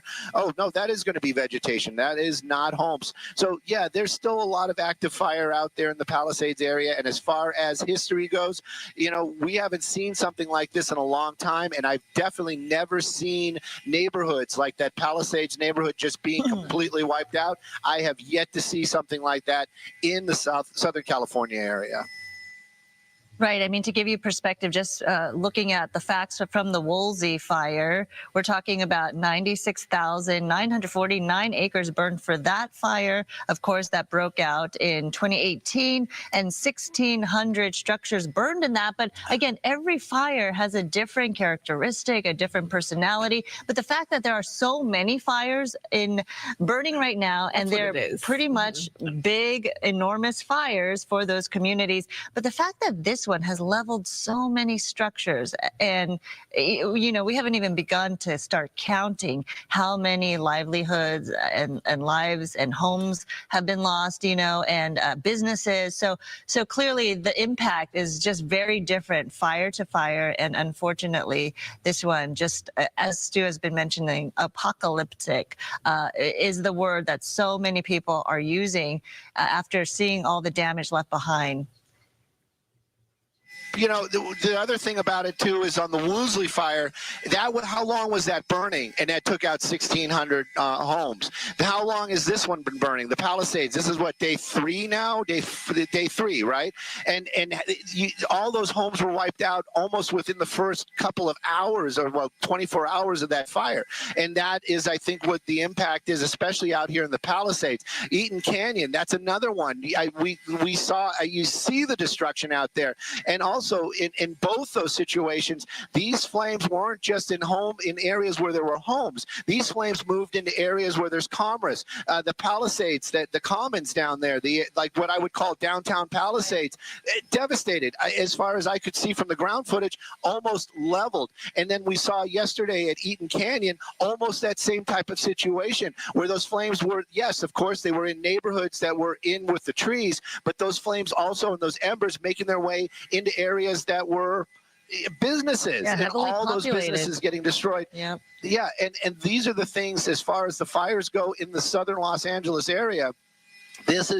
I have never seen this, and I've been doing news out here since the early 90s, and this is the first time I've seen brush fires take out areas of commerce like that, not just the homes where the trees are, but actually making its way into areas that, where the businesses are. And, the Aldi was burning yesterday out there in Eaton Canyon area. And of course, all those smaller businesses as well. And out here in the Palisades, my goodness, if anybody's been there, which I'm sure anybody that's watching has been out into that area, it's like the heart of town. It's like downtown, but just gone, just leveled.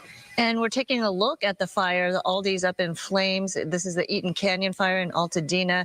And as you mentioned, Stu, you often talk about the urban wildlife interface, and that's usually where we see these fires break out, and the edge, the bordering edge of homes that are butted up against the wildlife interface. Those are the ones that are usually in harm's way and impacted. But this is completely different, sweeping through entire neighborhoods and even town centers. Yeah, and that, I think those are the things that makes this fire, and every fire is a little bit unique, but this one's so unique and so devastating to see that type of destruction in these areas. Like you said, these are not areas that usually would burn or would be associated with a brush fire. Yes, we lose homes because they are, like you said, that urban interface where you have like these beautiful homes up in these hillsides. And of course, you have the trees, you have all the vegetation nearby. But these flames, and because of the high winds and those embers, were making their way into areas that usually would never even be affected by a brush fire or a vegetation fire. And now they're gone. Right, all these communities thinking they're safe because they're in kind of a more populated urban setting, but yet with these wind gusts that we've never seen before, since 2011 was the last time we've had such a severe windstorm warning like this. Now all these communities impacted, as we're seeing right now. Yeah, it really is devastating. Like I saw there was a drone shot from yesterday of one of the neighborhoods in the Palisades, and we fly this area quite a bit, and everything in my mind is usually seen from above. Like when I see an area, I can say, oh, I know that because, but I do know that area, and that is one of those spots where it is very populated, and it's one of those ones. It's not a morbid fascination. It is really, truly just, it is one of these events. And it's like when the sun comes up and we're in a little bit less smoke today, my curiosity is definitely peaked. I definitely want to see this stuff and document it from the air. And of course, like we are looking at this at the Palisades right here in the numbers for the acreage much higher here. But Eaton Canyon, that Altadena area, all those beautiful homes out there. And again, we were talking about it, the flames making their way out of the urban interface and into urban areas. Again, these are things that we have yet to have seen out here in the southern Los Angeles area. right, Stu, we're going to give you a little bit of, I guess, what could be considered somewhat of a break and check back in with you in a bit. We do have meteorologist Samana Khan standing by. I also want to note the LAFD actually accidentally resent out the alert about the Sunset Mesa community. They obviously, everyone in that community should already have evacuated their homes. And, right now, our officials are doing what they can to try and fight this, and issues are going to happen. All right. Thank you for the update, Brooke. And Sandra, good morning. Stu, yes. To Stu's point, the winds that we saw yesterday, the conditions that we saw yesterday, catastrophic, apocalyptic, warlike zone in areas that typically don't see these type of strong winds.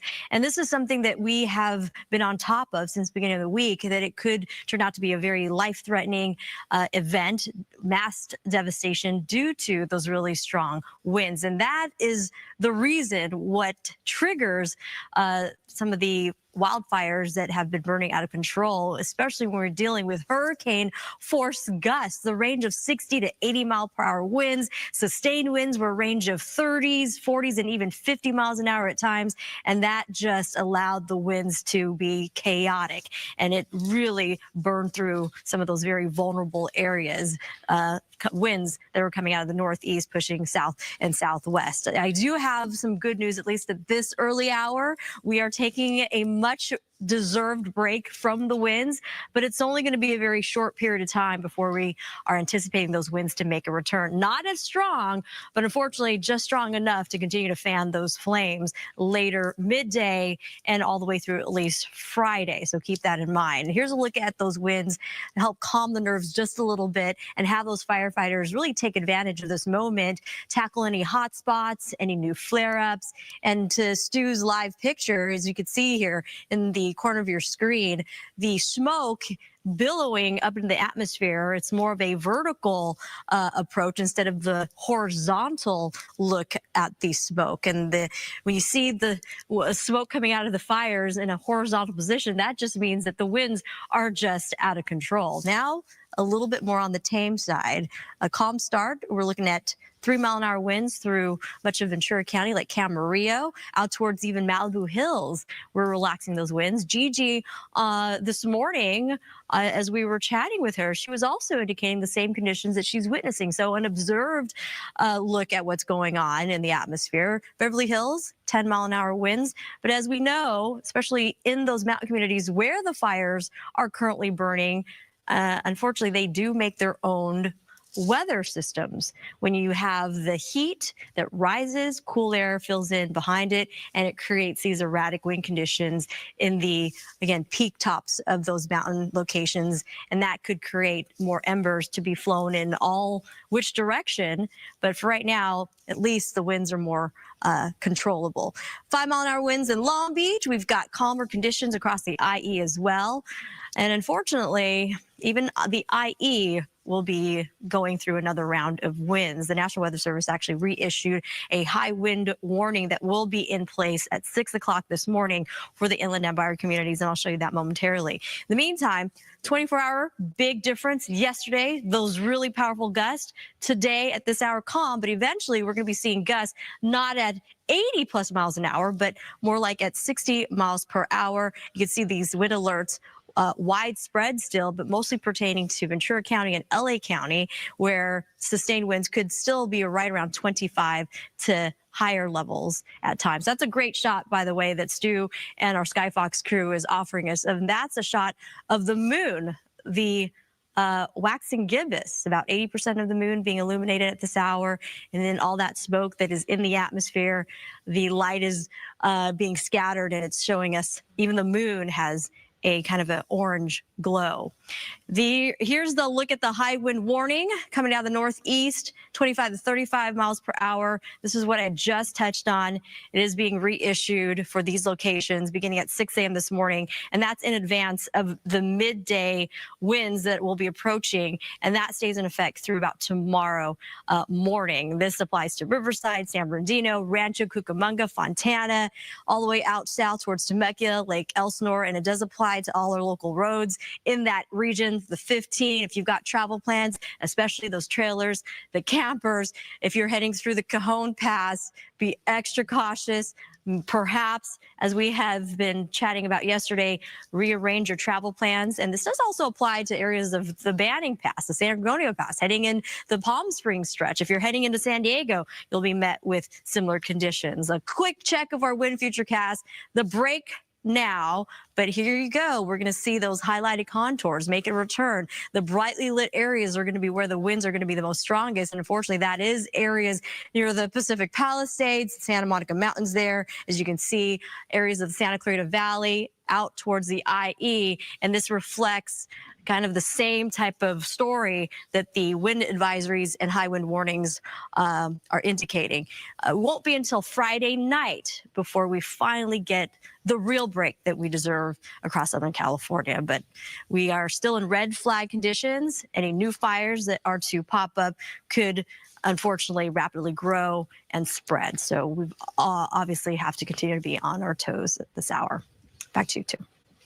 All right, Samana, thank you. Let's go out to Gigi Graciette, who is now set up along the Palisades fire. And open Look flames at that shot. already. Yeah, right behind you, Gigi. Wow.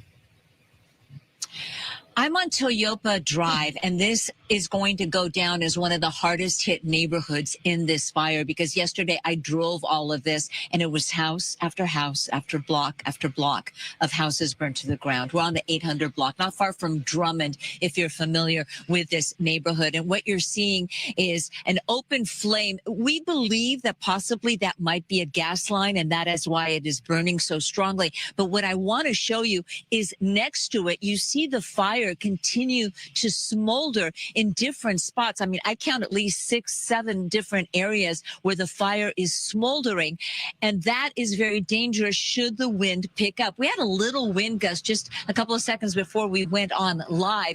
Those wind gusts can stir that dirt, that ash that is covering some of those hot spots, and send that flying and cause another fire. And that's always the concern. And this isn't the only house where we're seeing this. We're actually seeing it up and down the block. Photographer Tony Buttigieg, I'm going to ask you again to please come with me, and you can see across the street the same situation. That could be an open gas line. We see a tree that appears to be burning, and this is up and down this darkened street where, again, block after block, Toyopa Drive near Drummond. We drove it yesterday between the Corpus Christi Catholic Church, which sustained a lot of damage. That's right near the public library, and Drummond. And it was just total devastation. Houses just burnt to the ground. And this is what we're seeing here. It's very cool. The wind is not bad. We felt a couple of gusts, actually, which always are of a concern when you've got hot spots burning. But so far, so good. But the loss here is immense. It is, as that LA City fire official put it on our air live on Good Day LA yesterday, the damage from the Palisades fire is catastrophic. These are people's homes. And that is what we are seeing. We're going to continue making our way through the Palisades, but we'll send it back to you. Gigi, I think something that you do that I always think about, I think you do a really great job of acknowledging, obviously, during any sort of tragedy, that your life is the most important thing. And trust me, the people who are dealing with this, they know that, and they are grateful. But just losing your home, the trauma, the stress, just even the fact that you have to even start thinking right now about rebuilding, it just can't go unsaid that this is devastating. You know, I talk a lot, and I say this a lot, about the pieces of people's lives. I have seen people scour through the ash looking for a wedding ring, looking for a book that might have survived the fire. I saw a family rejoice when they found the family Bible that had only been scorched. It's the little things that make up our lives, the little things that mean so much to us. Whether you live in a 1-bedroom apartment, a single, a condo, a townhouse, a house, a mansion, those that's your stuff. And there's stuff that can be replaced, you know, clothes, all that stuff, pots and pans, fine. But the things that can't be replaced. And remember, this fire broke out at 10:30 in the morning. So the majority of folks who live here and work were away from their homes and may not necessarily have been able to get out everything that they would have taken with them, the things that mean the most to them. And that really is one of the saddest parts of covering a house fire, when you see a house burn to the ground, the memories that have been lost, the physical memories. Absolutely. And you think about when daylight comes and what you're going to be seeing there again, Gigi, it's just quite devastating, because right now already it's dramatic behind you. But once we can see with daylight, it's a whole different story. And what we saw yesterday, I think we have some video. I don't know if Haley Hurst, producer Haley in the booth, can roll some video for us. Gelson's supermarket. I mean, these supermarkets are huge. Burnt to the ground. Just a couple of walls that were standing. Ralph's supermarket. We saw banks burning, Chase Bank and that entire bank building with a medical facility in it, apparently some legal consultants. It was hard to tell all the businesses that were burning. I saw restaurants burning, small businesses, the dry cleaners, the public library. We keep talking about that because the library is so important to so many, especially our children. That's where kids go after school. That's where kids go to learn, to check out a book. I know that when I was growing up, the library was so important to me. We couldn't necessarily afford to buy a lot of books. So you would see me, you know, taking out the 10-book maximum, checking those out to be able to read and learn. They are the center of our lives, of communities, and they are gone. They are burnt to the ground. How do you even begin to rebuild? This will take a very long time. The library is a safe space for so many young people, right? So many teenagers, so many kids. It keeps them out of trouble. It also keeps them safe. You know, the library means so much more than just books, you know, but the fact of the matter is the history that is in a library. Yeah. It just, you know, it can't be duplicated. Gigi, you know, you were just talking about, I love that you pointed out that, you know, the time of day that this started, because I saw a woman online devastated, crying about her cat. And, you know, she was asking if anyone is at all possibly nearby, could they go and grab her cat? And immediately there were nasty comments and people were saying, you know, why didn't you take him with you? Because she wasn't home.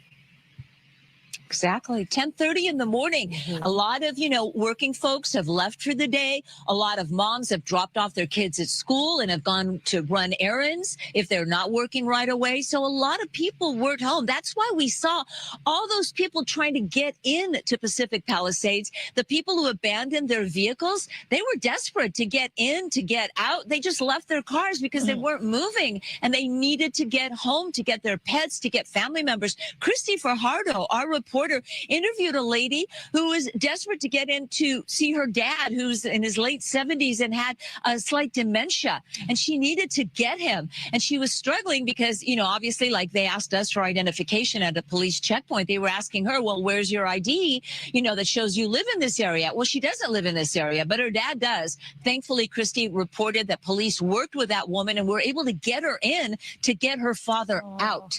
And when you see that play out in front of you, I mean, it changes you forever. These are not just stories that we cover. These are people's lives. These are people's homes. These are people's business. This is a tight-knit community. We spoke yesterday to Andy Rocker and his wife, Rosanna, and they actually have a chat group with all the residents in that mobile home park on PCH, Pacific Palisades Bowl Mobile Estates. Over 180 homes were lost there, mobile homes. And Andy was telling us, these aren't rich folks, you know, that there's a rent control there. They are working folks. They're senior citizens. They live on, you know, fixed incomes. They pay their rent and they enjoy the view of the beach. These aren't folks that will easily be able to move, and not everyone has insurance. That's a whole other story. Right. The insurance situation in California. A lot of folks have seen their policies canceled, and a lot of folks are now going to see their policies canceled after this. Yeah, and that actually may end up affecting everybody because a lot of people that have had their private insurance canceled, they are all now into the very expensive state insurance policy. And the question right now is, can the state handle the demand that is about to come through? And then who bails out the state? And well, that goes back to those private insurance companies that are left. And then that may affect you. There's so much to this. And what do you do? Everybody. Yeah. All right, Gigi, thank you so much. What do you do if you don't have fire insurance? Right. Yeah. Exactly. And it's hard to get, and it's very expensive. Thank you so much, Gigi. We'll check back in with you. We want to get to this. Susan Hirasuna caught up with a woman in Pacific Palisades who was concerned about the lack of resources. This is a story we've been following and a lot of stories that we're hearing from this area. And she said she was frustrated with the city's slow response. Listen. We're on Topanga Canyon, not far from the village area, and a couple of residents called our assignment desk to point out the fact that they've got a major fire on this ridge over here that we're looking at. But you see no sign of any kind of air support, and we're not hearing any fire engines coming in this direction. Now I want you to, you can't really see because it's so dark, but farther up Topanga Canyon, the fire has led to a lot of landslides. And so there are quite a few spots on Topanga Canyon where it's very difficult to pass. Now adding to that, this extra danger where some of the power poles are smoldering right now. So if they're not down right now, they will be down shortly. I want to bring in Claudia Udy. She lives nearby. She was evacuated, but you called the assignment desk because you're worried about the fact that this fire is raging and you're not seeing any support. You're not seeing any aid. Yes, I'm representing so many Topangans who galvanized together. We've been in touch with each other all day. There are a few people who've been here, who've stayed behind, who've shown us footage. And so we've seen it's just as quiet as can be. As you can see, there's a fire and there is no airdrop. There's nothing being done. So do you see any firefighters up there at all on the ground? No, there are no firefighters on the ground whatsoever. We've been abandoned. 15,000 residents, all these beautiful houses. People have lived here so many, many years, and we've been abandoned. Has the fire damaged or destroyed any homes to your knowledge?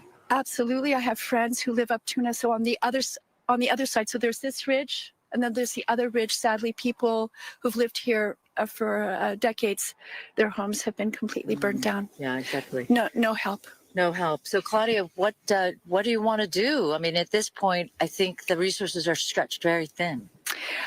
What I'm wanting to do is inspire us as Southern Californians. We know that every winter there are big wins. This is just part of living here. So can we not create a team that comes here this time of year to be on the ground, to be in the air? Apparently we have rented some helicopters from Canada. I mean, I'm sure they're being used somewhere. I know that this is an unusual, I've been here a long, long time. This is an unusual situation, but even under the better circumstances could be, there's still not the help. Yeah. There's not the strategy. Right. And there's so many people who'd want to help. Let's just create a really good plan. Claudia, thank you. I appreciate your perspective. And I just want to point out that we just watched that car blow by us. And it's just so nerve-wracking to me because we had driven up from PCH, so going northbound on Topanga Canyon. There were multiple spots where you could not travel past in the lane without veering into the other lane. So again, the situation here, dynamic. What is dangerous is not just the fact that the fire is getting so close to Topanga and Topanga Village, but also the fact that this major thoroughfare is not going to be passable anytime soon. All right, good morning. I'm Brooke Thomas. We're coming up on 3 o'clock this morning. That's right. Thanks for joining us at this early hour. I'm Sandra Endo, and welcome to Good Day LA. We do have continuing coverage of the breaking news that we've been following, all the wildfires that are raging across LA County, forcing mass evacuations, and hundreds of thousands of residents have been ordered to leave their homes as flames threaten thousands of structures. We're talking about the strong Santa Ana winds that are fueling these fires, making containment difficult. The Palisades fire has scorched more than 17,000 acres, reducing more than 1,000 structures to ashes. Zero containment at this point, and the blaze continues to force tens of thousands to stay away under mandatory evacuation orders. There are another 13,000 buildings in the path of danger. Winds are driving multiple fires across LA County. In Eaton Canyon above Altadena, 5 people sadly have died. This fire has exploded to more than 10,000 acres. Some 100 structures there are destroyed. Eaton is at 0% contained. Winds that drove the flames are easing at this hour, but as our meteorologist Samad Khan has let us know, that is just a temporary break. The Hearst fire in Sylmar has now burned 855 acres. It's now 10% contained. The fire started near the 5 and 210 freeways. This forced evacuations across the region. More than 44,000 people have been ordered to immediately leave their homes. Evacuation zones extend to Santa Clarita and the Newhall Pass. And the Sunset Fire has burned 60 acres in the Hollywood Hills. There is 0% containment at this point, and flames are pushing towards Hollywood Boulevard. Most evacuations, though, have been lifted, but areas north of Franklin Avenue remain closed until later this morning. Firefighters are monitoring for flare-ups, and residents returning home are urged to stay alert. An evacuation center is open at Pan Pacific Recreation Center. And a massive fire erupted last night in Studio City as well. You're taking a look at that. Flames engulfing a 4-story home on Sunswept Drive. The fire then spread to nearby brush and buildings in that location, and more than 50 firefighters quickly, though, brought this blaze under control. There was some damage to surrounding structures, but no injuries reported. Residents near Laurel Canyon Boulevard and Mulholland Drive, as well as Coldwater Canyon Avenue and Ventura Boulevard, are advised to remain prepared for possible evacuations. This extreme fire danger means LA Unified Schools will be closed today. Every school. The officials say flames destroyed parts of Palisades Charter High School. Pali High, the 63-year-old school, was featured in the movie Grease. LA Unified officials say Marquez Charter Elementary is also severely damaged. Other school closures to tell you about this morning. All Glendale Unified School Districts will remain closed, and child care operations and district offices will be closed as well for the rest of the week due to the Eaton fire. Schools will also be closed in the Alhambra, South Pasadena, San Marino, and Arcadia school districts. Also closed today, schools in Monrovia Unified as well as Pasadena Unified closed for the rest of the week. All schools in the Santa Monica Malibu Unified School District will also be closed. And schools will be closed in the Alhambra area, as I mentioned, but obviously the winds is a big concern. Obviously, we're going to be keeping a close eye on that, and Samada can tell us about the forecast that's expected for today. Yeah, good morning, Sandra. Good morning, Brooke, and to all our viewers with us at this hour. Finally, a well-deserved brief break from the winds, more on the relaxed side. A big difference 24 hours has made. Yesterday, we were witnessing the catastrophic hurricane-force wind conditions that it drove these fires in these directions that unfortunately took out many areas across the Palisades, and the Eaton Canyon fire area drove those winds to rapidly spread, and the Embercast, very chaotic situation. But at this hour, as I mentioned, much more relaxed. But don't be caught off guard. Eventually later this afternoon, or should I say more midday, the winds are expected to make another return. It will be strong,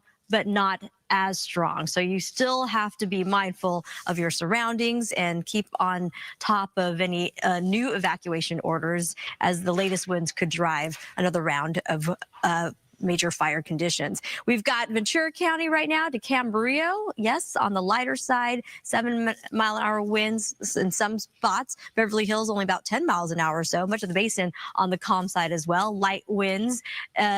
Barely there winds across Orange County, and 5-mile-an-hour winds in Ontario. You can see the wind arrows are still continuing to be offshore, and that means we will continue to see very dry conditions, and that is keeping our red flag conditions in place, which is widespread. And I'll show you that map momentarily. In the meantime, wind advisories are in place ahead of the next round of winds.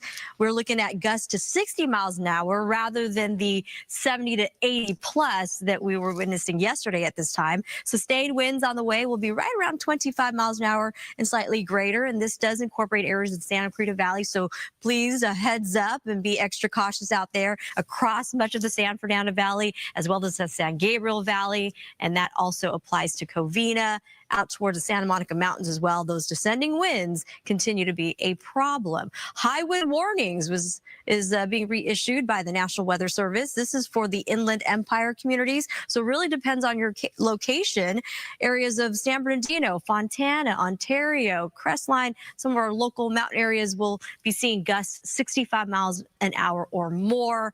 And that also applies to Lake Elsinore down towards Temecula for the local roadways there. A reminder, if you are driving those big rigs, campers, perhaps rearrange your travels until at least later tomorrow, where these high wind warnings are expected to lift right around 6 a.m. Here's a look at our wind futurecast. Again, not bad at this hour, but eventually we'll see those contours that are highlighting the areas that are going to be experiencing the strongest winds once again. And these are more of the wind-prone areas, especially downwind through the Cajon Pass, out towards areas downwind of the Santa Ana Mountains. And if you are having plans to travel out to the Coachella Valley, Palm Springs, the 10 freeway will also be impacted by these stronger winds. Hence, that area also under high wind alerts. Going into tonight, we will continue to see those winds affecting all our local fires that are actively burning. It won't be until late Friday that we'll finally get a big break, a well-deserved break, and the humidity levels will be increasing. So we're less in the fire danger. And we're going to be watching those winds. Instead of the offshore flow, we're going to get the onshore flow. So winds will be coming from the ocean to land, and that's going to elevate, again, the moisture in the atmosphere, and that's going to help the firefighters as well. But something that we've got to keep a close eye on, depending on the strength of the onshore flow, it could reverse the wind direction, and that could pose new issues. So we'll see if that how that plays out. Here's that area of high pressure. It continues to influence our weather, those descending winds, but we're losing much of the upper level support as that area of low pressure that was situated a whole lot closer to Southern California is now south to southeast of us. But the western periphery of that area of low is still still enhancing winds for areas like the IE and Orange County. But eventually all that will improve leading into the weekend. Red flag conditions continue to be widespread. Red flag areas that were in place yesterday were supposed to lift right around 6 p.m. yesterday evening. Unfortunately, we're going to extend it due to those winds. So red flag conditions, if a new fire were to ignite, it could rapidly spread once again, and that will be extended to Friday for much of Southern California outside of some of our coastal areas. So be mindful of that. And because we're still in fire weather, we want to stay up to date on our forecast. Make sure you do have escape routes. Talk to your family members. Find a meeting point if you do get separated. Have that communication plan in place and get ready and go kit with your papers, your prescriptions, of course, important documents, and life is the most important thing there. We've got to cover traffic-wise, and we're going to take you over to the Palisades fire closures. And the closures, PCH, both directions remain closed until further notice as firefighters continue to battle the Palisades fire. Malibu Canyon Road to the McClure Tunnel in Santa Monica and Topanga Canyon Boulevard also remains closed in both directions due to the red flag conditions. Here's a look from our camera here at the studio pointing towards, you can see the glow out there. That is the Palisades fire. So even miles away, we can pick up on the issues over there. Sandra, Brooke. Samantha, thank you. LA Mayor Karen Bass is under scrutiny. Earlier this year, she approved a budget-cutting $17.5 million from the fire department while increasing police funding by $126 million. Critics, though, are now questioning her leadership, especially since she was in Ghana for a presidential event when the fires broke out. Sky News caught up with the mayor yesterday. Do you owe citizens an apology for being absent while their homes were burning? Do you regret cutting the fire department budget by millions of dollars, Madam Mayor? Have you nothing to say today? Have you absolutely nothing to say to the citizens today?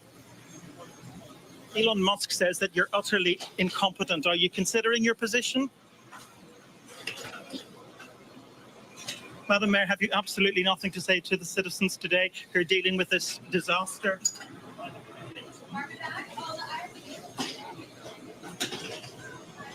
No apology for them?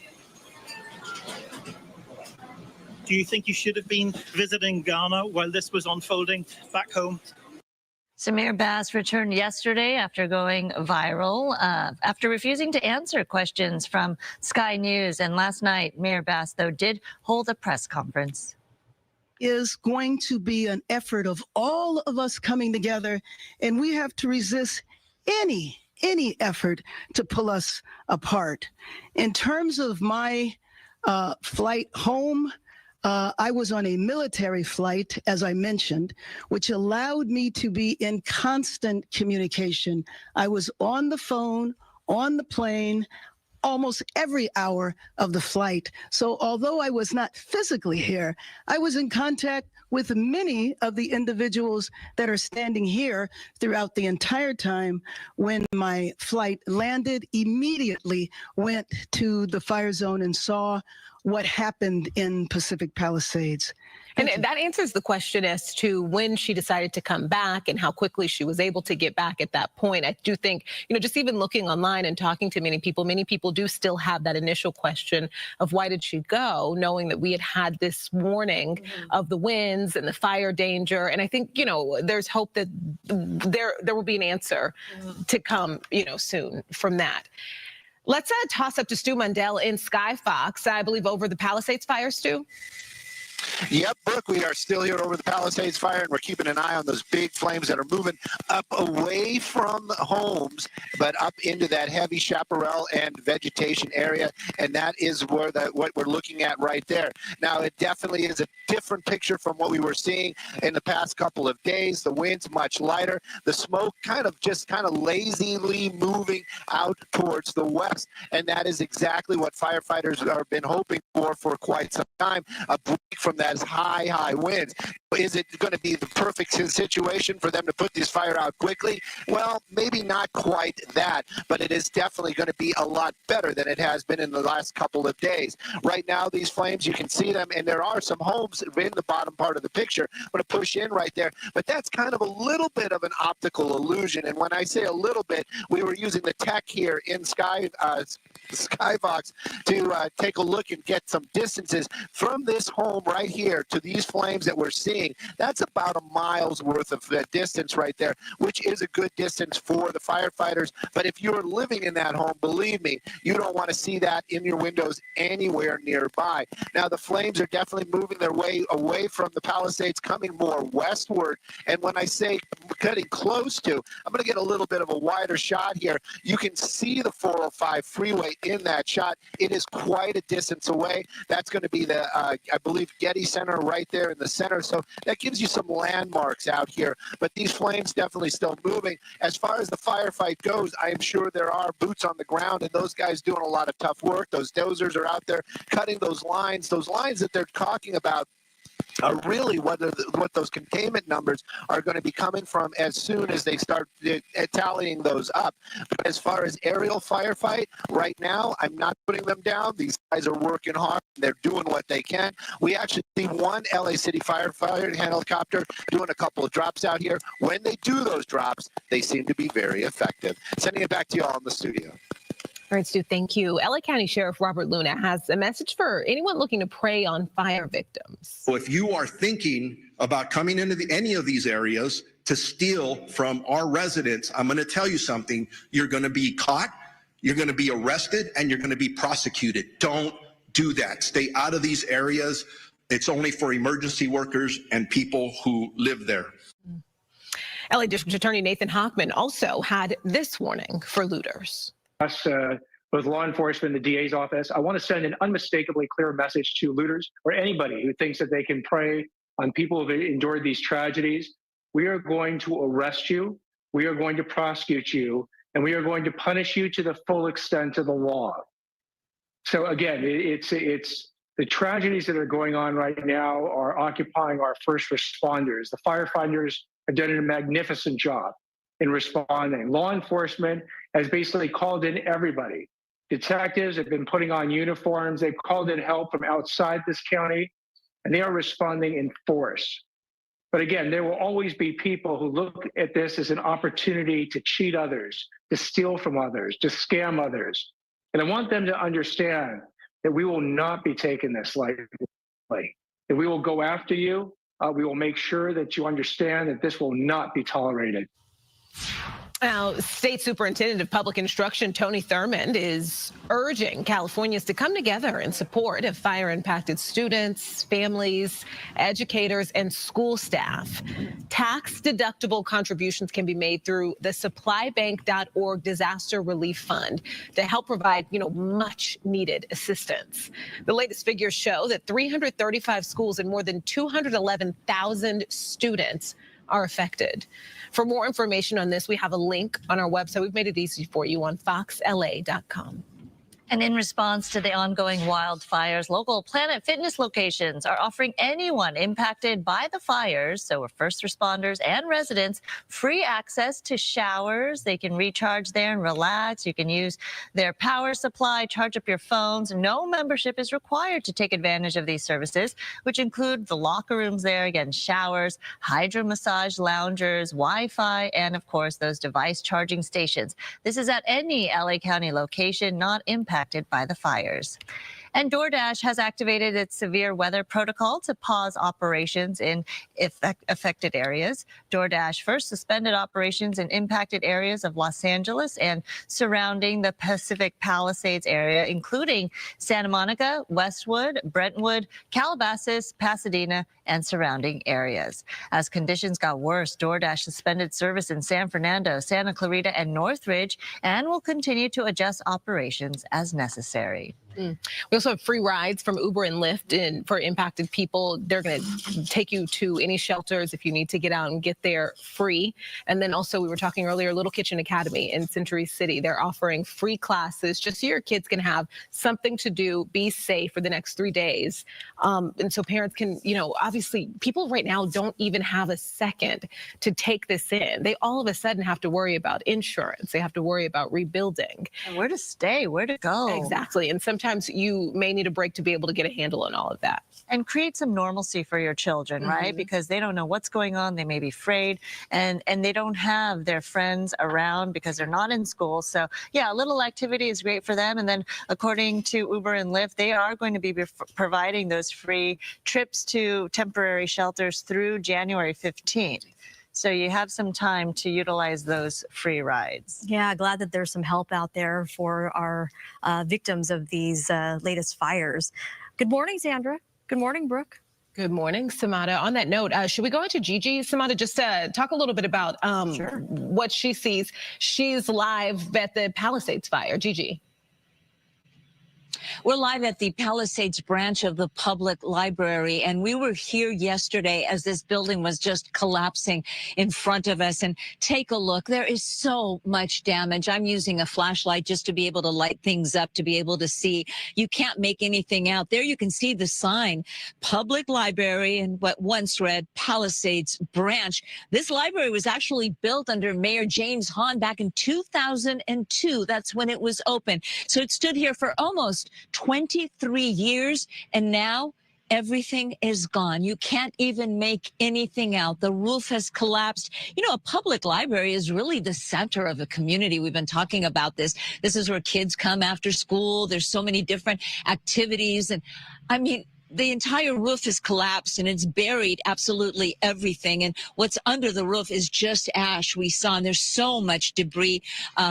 Asking our photographer to be careful because the ground is just covered in shattered roof tiles and debris, mangled metal. You can't make anything out. I see a shelf of maybe what once held books way in the back there. You may not be able to see it because it is so dark. And what looks like books that are burnt, but it's so far back, it's hard to make out. And it's just heartbreaking. A public library, such an important part of any community. And again, this one, according to a plaque, which still stands this morning, was established in 2002. So 22 years, almost 23 years, it stood here. And yesterday we watched it burn and there was no one here. There were no firefighters. We were the only ones here. The City of Los Angeles Public Library branch here in Pacific Palisades. This is right across the street from the Corpus Christi Catholic Church. We just drove by. The damage there, a lot of damage. I was mentioning we spoke to the Archdiocese yesterday.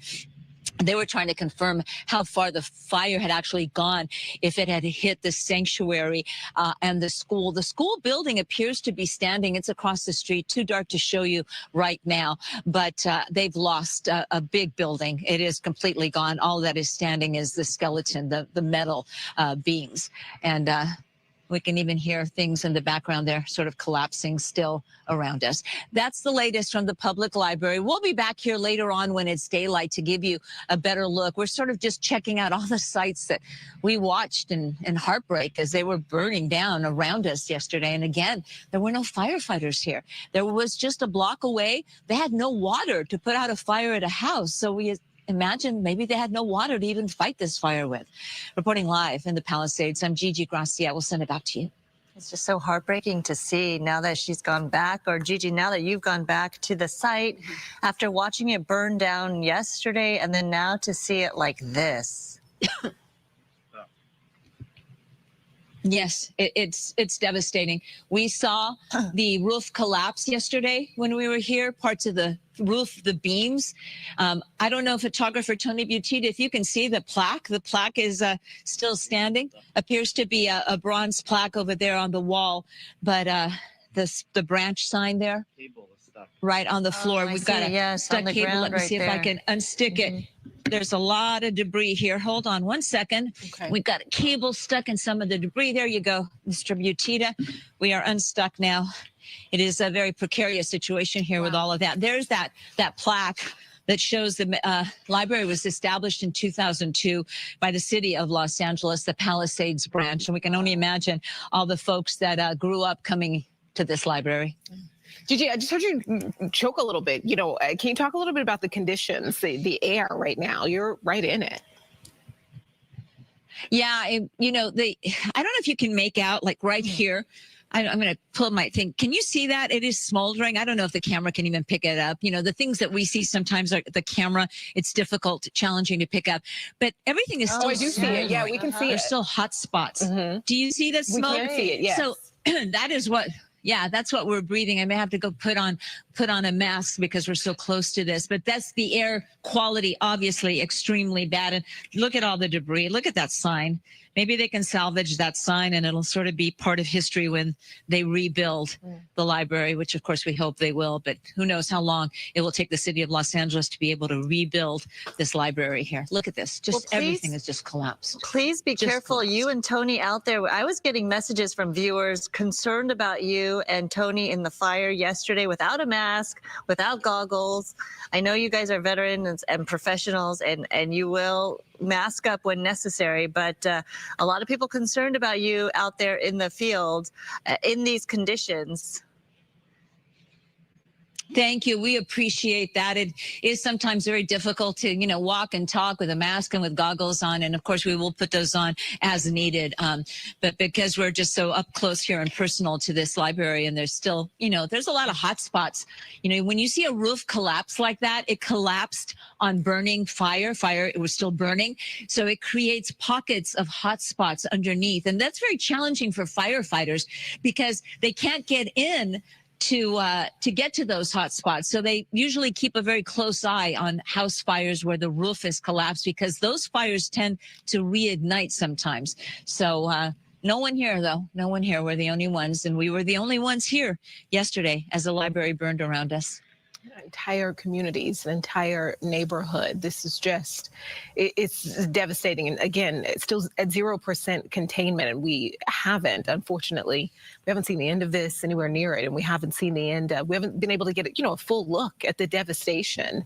Okay, Gigi, thank you so much. We'll check back in with you in a bit. Let's talk to Samada here, also sitting with us, watching that. It's hard to take in, almost 2 days of this going on. It's got to be so surreal for Gigi. She and her wonderful photographer and all of us following her journey yesterday with those ferocious winds that blew through the area, and all of us, to Gigi's point, the library being the heart of a community. Right. There's memories there. It's significant, and to see it all burn down at a complete loss and makes us all a loss for words to see not just the library, but mass devastation across Pacific Palisades.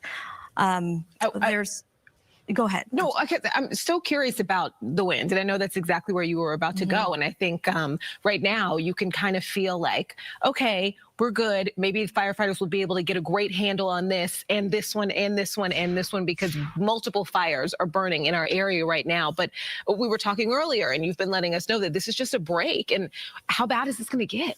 Yeah, a well-deserved break, by the way. And as to Gigi's live shot, the winds have been tamed, a lot calmer than where it was yesterday. The catastrophic strong winds that really allowed the fire to grow and become ferocious and out of control. Very quiet winds, calm, maybe a few gusts here and there. But those winds, yes, relaxed at this hour, but it's only going to be a brief break. We are anticipating those winds to make a return midday and through at least early tomorrow.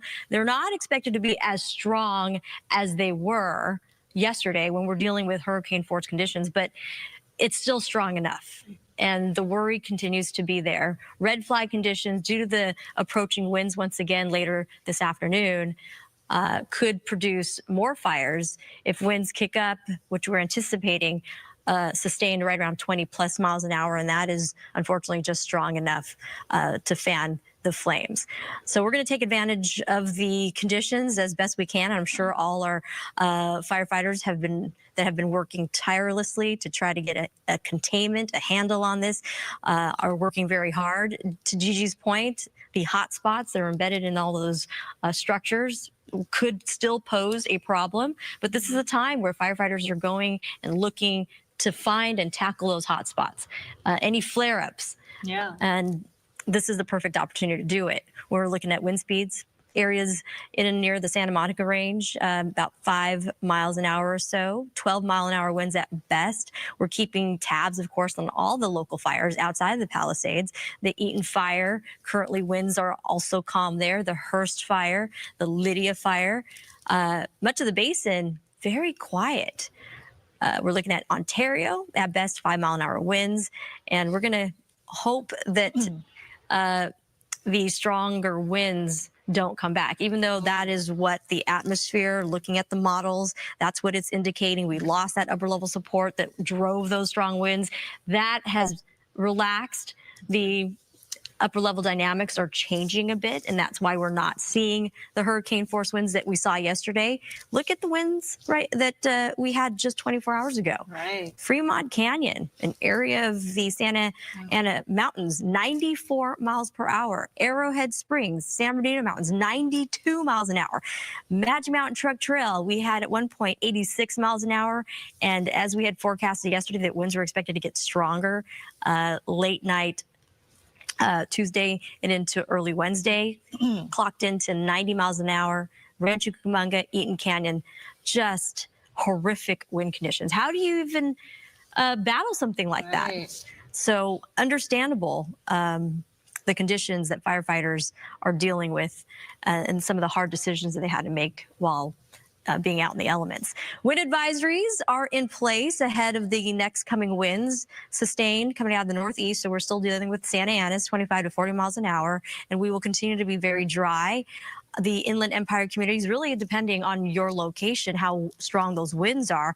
Currently, no active fires in the Orange County, the IE, and the San Bernardino Riverside County mountain areas, but the high winds pose that concern where wind speeds could top 35 miles an hour, and again, the gusts up to 65 plus. A reminder for our motorists traveling through our big corridors, the 15, the 10, the 215, the 60 freeway, all those locations will be impacted by those winds. Red flag conditions, as I mentioned, we're still dry, we're still windy, and we are definitely not out of the fire zone and fire concerns just yet. And we also want to remind you to stay away from the fire areas, especially the Palisades. We do have those closures in place.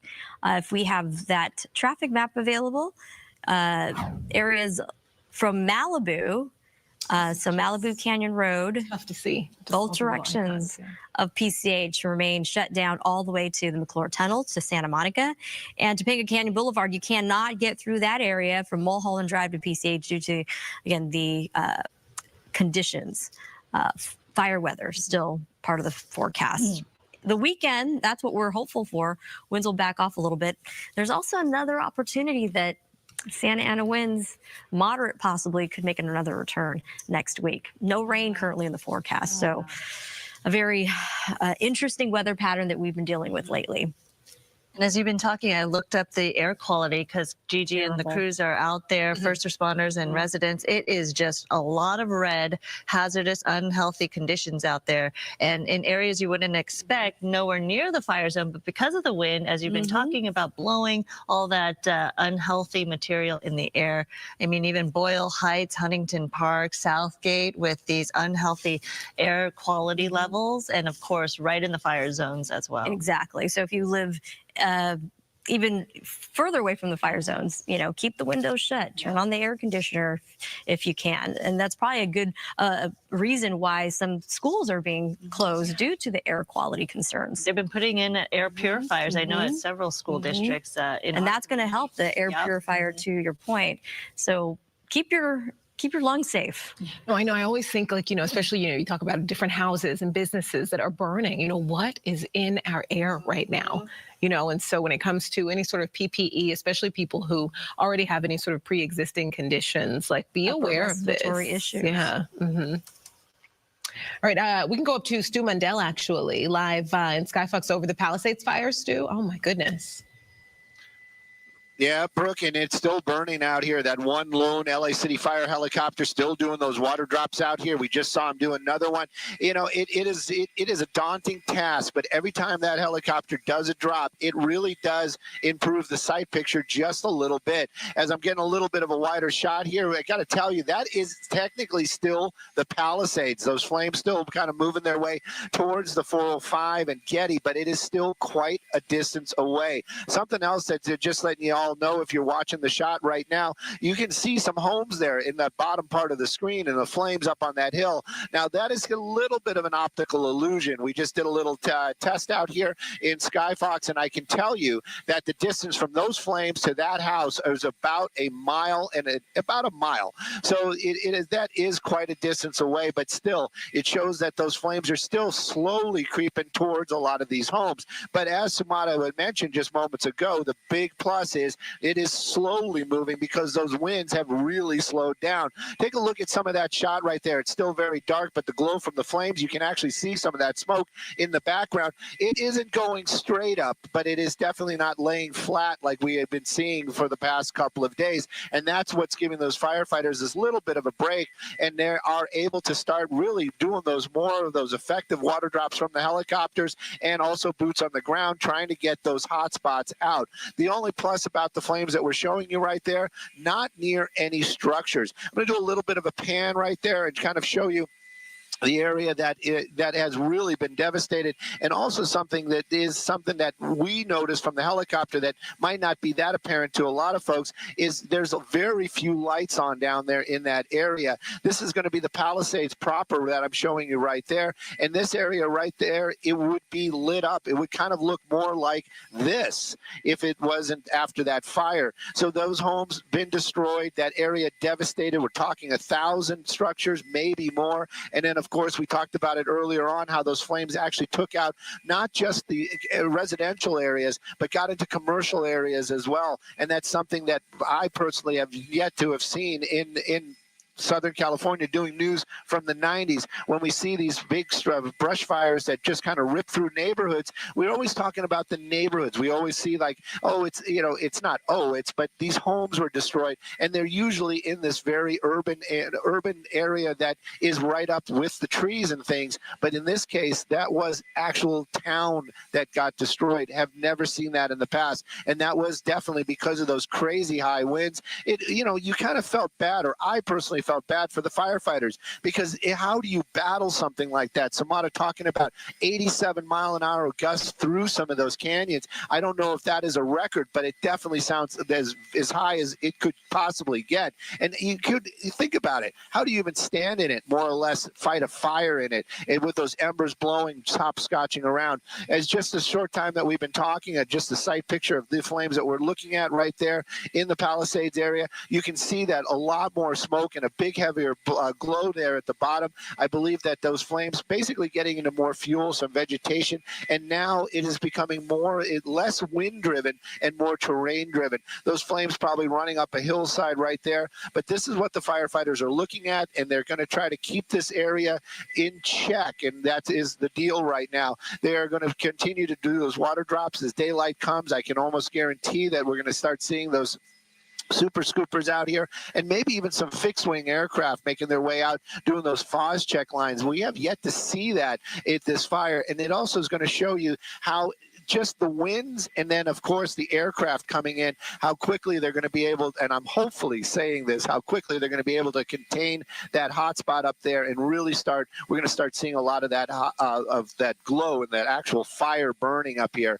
And then of course the hot spots are going to, all the mop-ups are going to be having to be taking place. But right now, still very active as far as these flames go. And of course that fire continues to burn. Gigi down there on the ground in those areas, those homes and residential areas that have been devastated. I heard her talking about that library being flattened out there. It is monumental as far as fires go in the Southern California area. And right now it is not out. And of course those winds changing, of course the humidity, Samara was talking about it, humidity is definitely going to help the firefight.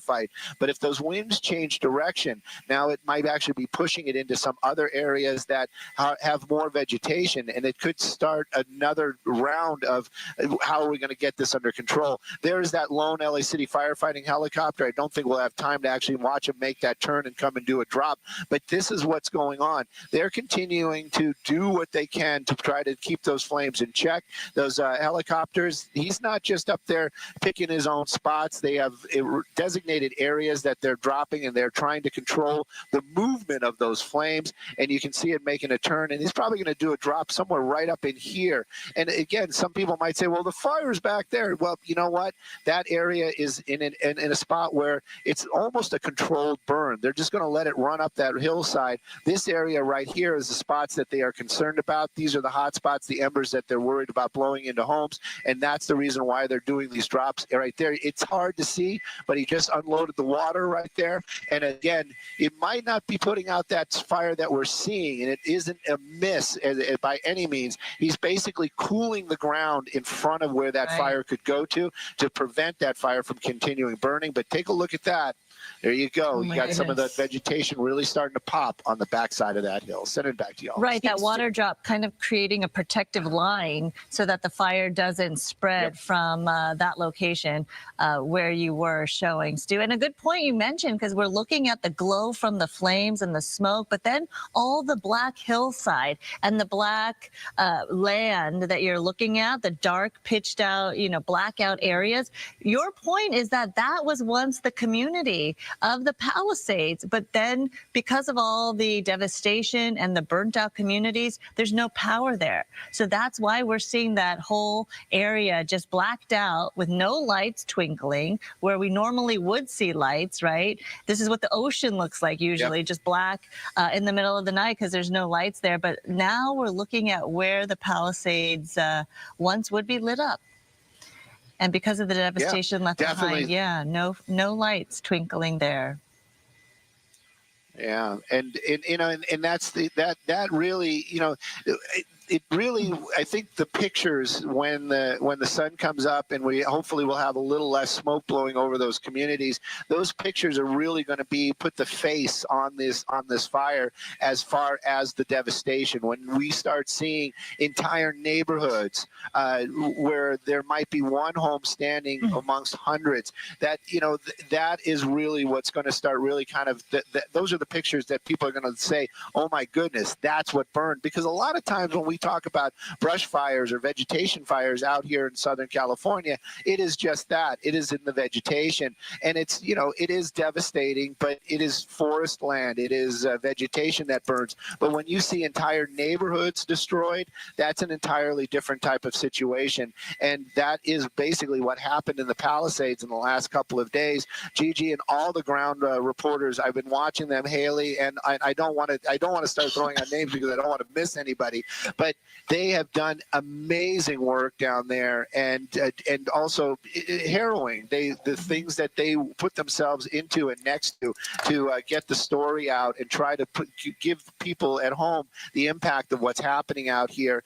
It really is devastating and apocalyptic in its own way. But right now, this is up in the hillsides. This is the vegetation portion of it. Hopefully these lighter winds and a little bit of humidity is really going to help the situation. And of course, we've been just talking about Palisades because that's what we're looking at right now. But, we have Eaton Canyon, Altadena area.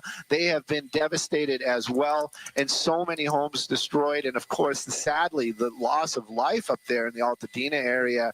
I'm waiting to hear a little bit more about the story behind that, who those people were. But as I understand it, 5 people losing their lives up there. This is heartbreaking in every aspect of covering a news story.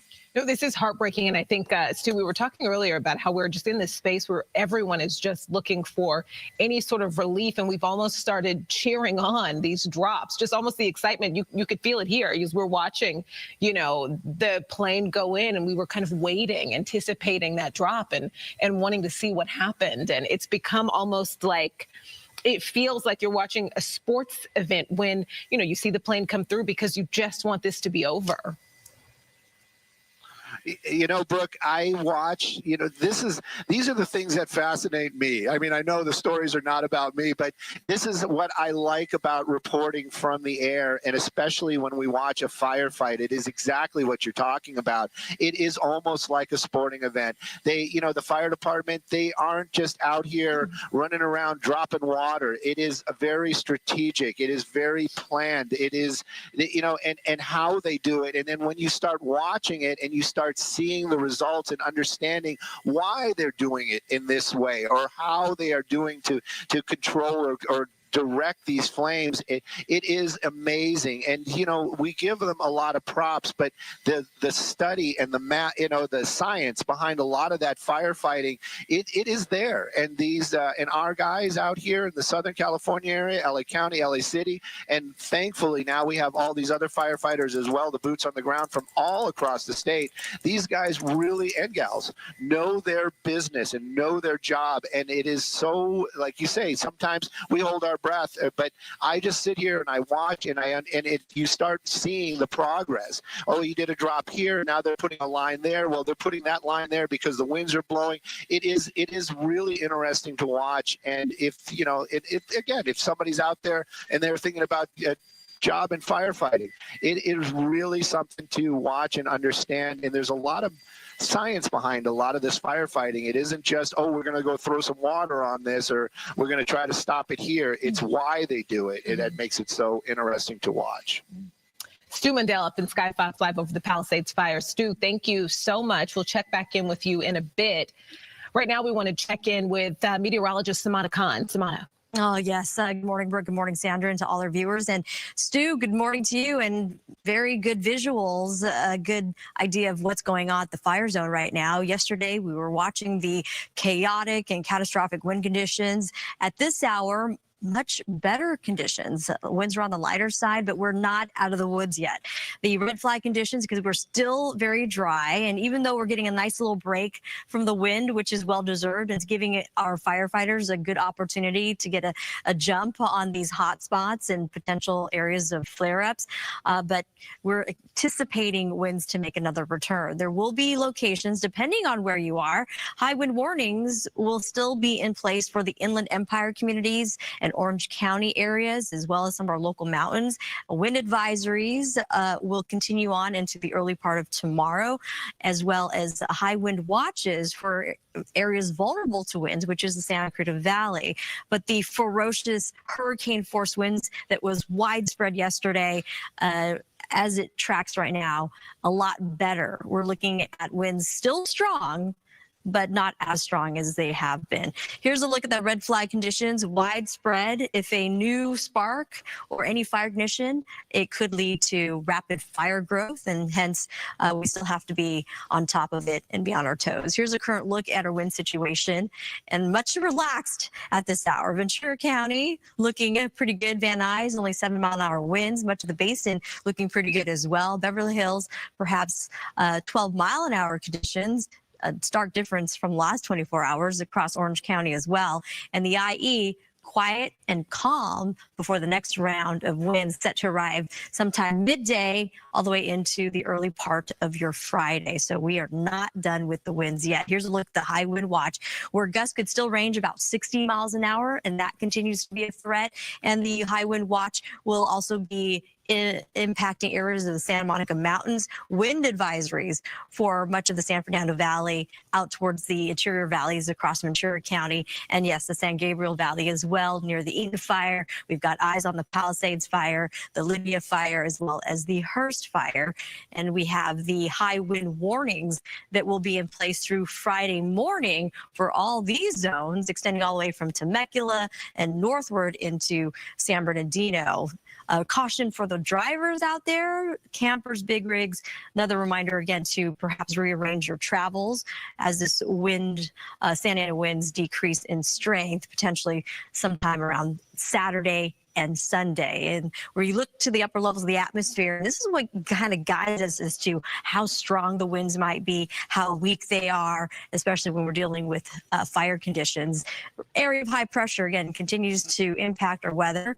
Mild temperatures, those descending winds, keeping things, again, right around the 60s and 70s. Yesterday, we saw a very strong area of low pressure. The backside of that low helped to reinforce those offshore winds, and hence the strong, powerful conditions yesterday. Well, that area of low pressure is now shifted away from Southern California, but the western periphery is still impacting areas of, say, the IE, as I had mentioned, hence those locations still under high wind warnings through at least tomorrow. Here's a look at the 7-day forecast breakdown. So temperatures will rise in the 70s. So interior spots like downtown LA, it's actually going to be a pretty nice afternoon.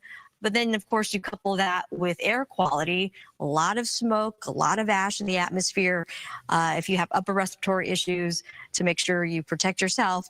Winds continue into the early part of Friday. We become a little bit breezy, and temperatures will sink just a little bit. And we are closely watching Tuesday as winds could make a return. Santa Ana is still going to be a problem then as well. Just an idea of give you a better scope of the conditions that we're dealing with now, a stark contrast of what we were dealing with yesterday. 94-mile-an-hour winds in Fremont, 92 in Arrowhead Springs. Hurricane force winds yesterday was really tough to battle. Now, it's because firefighters an opportunity to get a good handle on it. Traffic conditions, we also want to remind folks to stay away from the fire zones. And a reminder, PCH remains closed in both directions. Malibu Canyon Road to McClure Tunnel shut down. Topanga Canyon Boulevard from Mulholland Drive to PCH also remains closed until further notice due to, again, the Palisades fire. Back to you two. All right, speaking of yesterday being a different story, when we're talking about the winds right now, a little reprieve as you're seeing a live look from the Palisades fire right there from Skyfox. But yesterday, quite a different story. And Matthew Seedorf was reporting from Pacific Palisades for the last 2 days. And once again yesterday found himself in the middle of a firestorm. Another home is on fire right now. PCH in Topanga Beach Drive. Massive flames. Firefighters trying to do their best they can to put it out. Just look at this. It is absolutely out of control. We have Los Angeles County Fire Department firefighters here trying to put it out. See if we can get a little closer. The edge of this power pole on fire. Firefighters here. You see they're trying to get this hose so they can get some more water on the homes next door, trying to prevent the fire from spreading. Look at all these embers shooting up in the air. We have those winds still gusting 20, 30 miles per hour right now, and they're landing on the roofs of these other homes nearby. We've actually seen firefighters going down here, knocking on doors, and no one's home. They're busting in, trying to keep everything out. Might be able to see some light up there. It looks like there might be some more flames getting inside of this house nearby. But look at all these embers, just unbelievable. And you can feel the heat and hear these pops as it lights this tree on fire. And this is what we've really been seeing all over Palisades. This fire continues to spread, unfortunately destroying these homes. And these firefighters are doing the best they can, but really just overwhelmed right now. Unbelievable. Taking this all in. Right now they're trying to put water on the pole and then also on this house. It looks like they're trying to save the garage, but as these embers keep spreading, it looks like these homes nearby are also in danger tonight. Reporting Palisades, Matthew Seedorf, Fox 11 News. Unbelievable, to say the least, right? Yeah. Right. All the first responders there. Where do you put out? You know, everything is catching fire. And so very tough work that they have out there. Yeah. So the Pasadena fire chief held a news conference yesterday about the Eaton fire. That fire also 0% contained this morning. He says it's the worst fire Pasadena has experienced in its history. We currently have 60 strike teams requested and 750 firefighters working on this incident. We're in a unified command with multiple agencies to include Law, LA County Fire, LA County Sheriff, and Angeles National Forest, along with Pasadena Fire. We have strike teams committed from all over the state and as far as Arizona coming to assist us. Multiple structures have been damaged or destroyed as this wind-driven fire had wind gusts of 70+ miles per hour. We had spotting of embers 2 to 3 miles ahead of the fire. I can confirm tonight that we have somewhere between 200 and 500 structures damaged or lost. We really need, as it becomes safe to do so, and we get a better handle on this fire, we're going to be able to, we need to come in and be able to survey the damage to get an exact total of number of structures that have been damaged or completely lost. We continue to be in red flag conditions, and we expect that to be through Thursday with variable and high wind speeds. Thankfully, not as strong as what we saw last night. We are encouraging people to stay updated as the weather can continue to change very rapidly. Please, if we issue an evacuation order, heed our request. Be prepared, have your go bag, and immediately evacuate. Thankfully, the current forecasts allow us today to start getting aircraft in to fight this fire. Since around 10 a.m., we've had aircraft doing water drops. With the goal of limiting the fire spread, we will come behind those water drops with hand crews and fire engines to get a containment line around this fire. We expect, with favorable conditions over the next couple days, to start making good progress on this fire. And with that, I'll turn it over to the police chief. Chief, we take a question on the statistics and the current situation with you have your firefighters. How are they holding up over the past 22 hours? Yeah, they're exhausted. We need those reinforcements coming in, but they've done incredible work. Where they've, an example is crews that fought 15 house fires over a 28-hour period. They didn't save any of them, but they prevented 2 or 3 blocks away from burning down. So great work, not just from your Pasadena fire, but throughout this entire region. You requested 60 strike teams. What's the status of that, and how long before they get there? Great question. So we have multiple strike teams have arrived. We're in the early 15-ish strike teams, and we expect over the next 24 hours we'll be close to 50. Even some of the Arizona strike teams should be here by this evening. You talk about resources being stretched. I know that this morning, we're looking at some of the fires. There were maybe 1 or 2 firefighters on scene only because it appeared not to have the resources everybody expected to limit. Can you talk about that situation? Yeah, sure. I would be kidding all of you if I said we didn't have resources stretched yesterday, right? It's a rarity that you have 2 major brush fires in LA County, like we did yesterday with the Eden Fire and the Palisades, let alone the multiple other fires that we saw. So we had an extreme drawdown from with LA County Fire, and they are our biggest partner. Even with their drawdown, they sent us a lot of resources last night, which was really helpful. It's unfortunate with the wind gusts that we had, up to 70-mile-an-hour winds, they had to ground their aircraft last night. But we really relied on all of LA County to bring us resources, and then with the mutual aid requests from up and down the state. Did that answer your question? Thank you. Chief, one more. I wanted to ask about, we were inside the fire zone and multiple residents had talked about a lack of water pressure or a lack of water at all in trying to fight fires. There's a similar situation in the Palisades when they said it was due to the amount of water usage at one time. Is this what you were seeing? What was the situation there? We saw it firsthand as well. Why was this the case? And is this going to be a problem for the future? Yeah, when you have multiple fires, multiple city blocks on fire, with I'll throw a number out, 100 fire engines flowing water, we are gonna stretch our water system. On top of that, we had a loss of power temporarily, which impacted our water system. But I'll be clear, we could have had much more water with those wind gusts. We were not stopping that fire last night. Those erratic wind gusts were throwing embers for multiple miles ahead of the fire. And that's really what caused the rapid spread of this fire. Sir, where specific the fire start? The most specific, because this a picture taken approximately 6:30 last night, like a transforming fire and around Canyon. That's correct. The time that is correct. And around 6:30 was when the fire came in the Altadena area. It was actually in LA County, but right on the border. We had both Pasadena and LA County resources arriving almost simultaneously. And then, of course, the fire quickly moved into the Pasadena city limits. So 10,600 acres on fire, 0% containment, hundreds of homes destroyed. What can you say to communities to give them hope that you have a handle on this anytime? Yeah, what gives me hope is when I look at the trees and bushes around here. Last night was incredible, right? It was like something that most of you have probably never seen.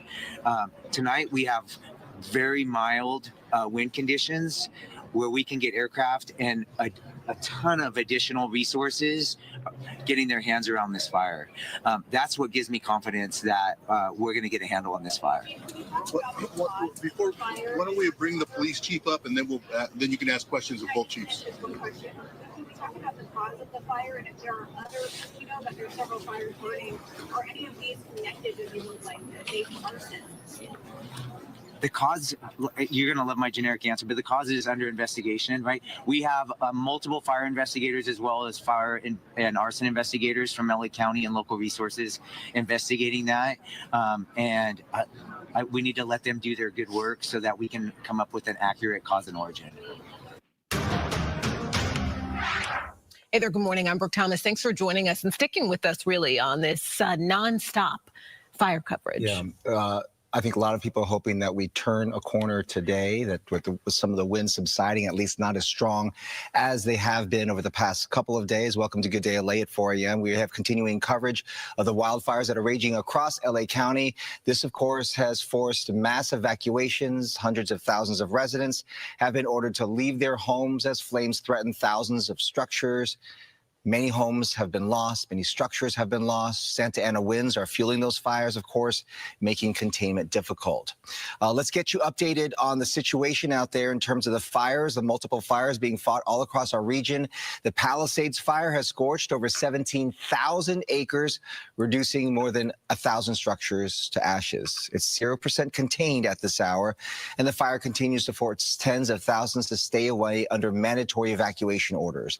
There are another 13,000 buildings in the path of danger. Winds are driving multiple fires across LA County. Let's go to Eaton Canyon above Altadena. 5 people sadly have died. It's just some of the worst news to come out of this. This fire has exploded to more than 10,000 acres. Some 100 structures are destroyed. Eaton is at 0% contained. Winds that drove the flames are easing at this hour.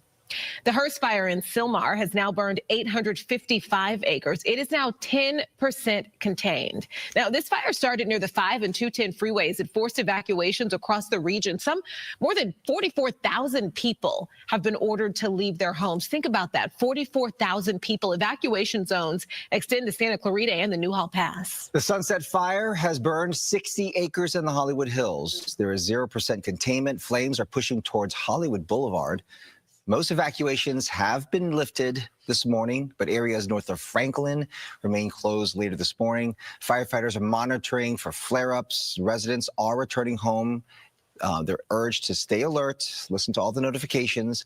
An evacuation center is open at Pan Pacific Recreation Center. And just on that note, just the Sunset Fire, just seeing the people as soon as that evacuation order came down, just immediately, just the traffic of people trying to get to safety all at once. It was hard to watch. People are on edge. Of course. Even though we don't have the same wind situation as we did with these other fires, and just seeing the images of homes destroyed in a really quick manner, I think people, they wanted to get out. They wanted to get out. A massive fire that also erupted last night, seeing the images of homes destroyed in a really quick manner. I think people, they wanted to get out. They wanted to get out. A massive fire that also erupted last night in Studio City. Here's the latest on that. Flames engulfed a 4-story home. This was on Sunswept Drive. The fire then spread to nearby brush and buildings. More than 50 firefighters quickly brought that fire under control. There was some damage to surrounding structures, but there were no injuries reported. Residents near Laurel Canyon and Mulholland, as well as Coldwater Canyon and Ventura, are advised to remain prepared for possible evacuations. You were just watching video of Mayor Karen Bass, LA Mayor Karen Bass. So many questions for the mayor of Los Angeles right now, and so many questions will continue to be asked and hopefully answered in the coming days. People want some answers. Lots of frustrations and broken hearts out there. Of course.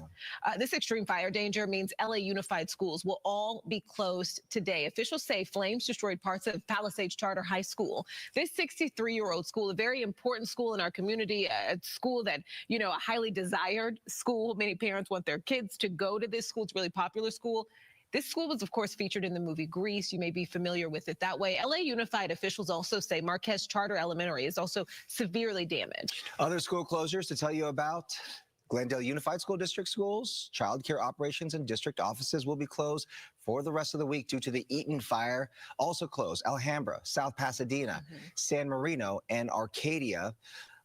Monrovia Unified included in all this. Pasadena Unified also closed the rest of the week, and all schools in the Santa Monica Malibu Unified School District will also be closed. This time yesterday, they had actually decided to close 10% the LA Unified Schools. But with everything going on between the power outages, the schools that were destroyed in the Palisades area, and just the smoke that people are dealing with, they decided that it's just better for everyone's health, that everyone stay home. You know, all the road closures as well. So just a lot going on, people dealing with, you know, even if you're not directly impacted by the fire with smoke and the ash, it's difficult for those students out there. Oh, yeah. I mean, also, yeah, I'm curious, how are you? You know, you were out covering this outside until about 6 p.m. yesterday, and I got so many messages from people saying, I'm worried about Bob. Tell him to get out of there. Tell him to do this. Tell him to move here. Tell him to do that. And you were obviously staying protected. Yeah. But when we do this job, you know, we do it you know, we're doing it for others. Of course. And it's all about the people and the people that we're covering, the first responders that are out there. So they're doing a really, really, really hard job, all the first responders out there. So, you know, we're just there to document and inform, right? Yeah. All right, here's Samato with a look at the forecast. Good morning. And you did it well. You did, yeah. You did it very well, Bob. Thank you. So, and big thanks to all our colleagues, but to your very point, the first responders, the firefighters have been working relentlessly to protect the community and really get a good handle on the fires. And today, at least at this hour, a stark difference from just 24 hours ago. Yesterday, we were dealing with the ferocious, strong, powerful winds that created these catastrophic conditions. This time, right now, we're actually looking at wind conditions cooperating, giving us a little bit of a break so firefighters can get a better handle and look for those spot fires or flare-ups. And hopefully they'll take advantage of the next several hours before another round of winds expected to make a return. And depending on your location will determine how strong those winds are. But unfortunately, any winds, especially when we're dealing with active fires across Southern California, not going to help. Hence, red flag conditions will stay in place all the way now through Friday. So they have been extended because we continue to be very dry. We're still getting the Santa Ana's winds going offshore, but right now, pointing out how conditions are on the calm side. 3-mile-an-hour winds at best from Ventura County, Malibu Hills, Van Nuys, about 14 miles an hour. It's still pretty gusty along some of our canyons and passes, those wind-prone locations. The basin, big improvements there as well. 0. That just means calm, no winds. 5-mile-an-hour conditions for Ontario. But eventually, as we approach the midday, we're going to be looking at winds making a return, but not as strong as what we experienced the last couple of days. Look at how strong we experienced those winds last 24 hours. Hurricane force. Fremont Canyon, 94 miles an hour. Arrowhead Springs, an area of San Bernardino County. Magic Mountain Truck Trail clocked in at 90 miles an hour. Those are wind conditions that just makes your jaw drop. And you can understand the firefighting conditions out there. High fire watch will eventually go into place, and it'll stay in place till Friday. Rather than the 80 to 90 plus mile an hour winds, we're going to reduce those gusts to about 60 miles an hour. But again, that is still strong enough to pose threats.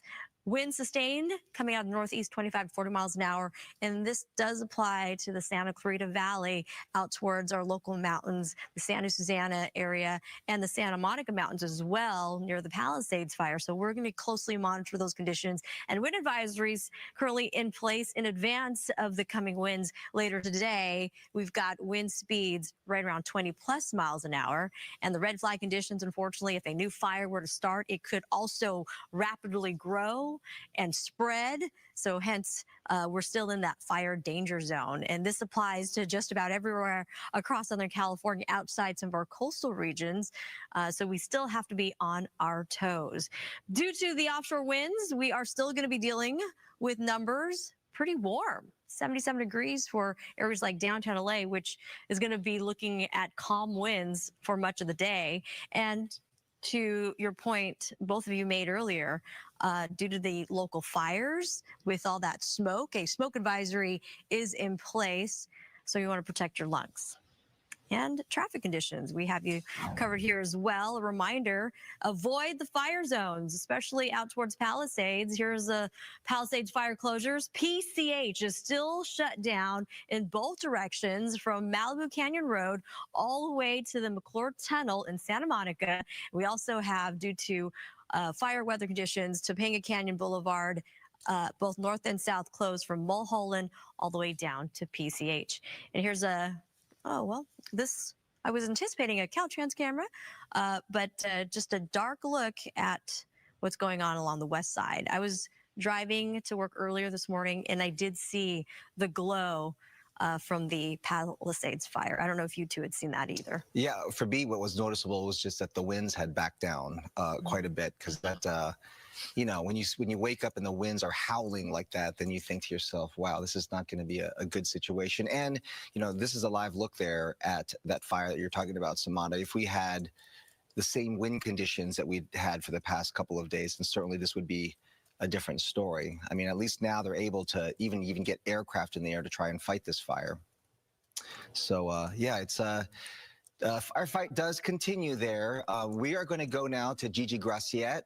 She has been covering the Palisades fire for the past couple of days. Certainly, cell phone signals have been an issue in that area, but she joins us now from her her cell phone to give us an update on the situation there. And I know that Gigi, you're on the move, right? That's right.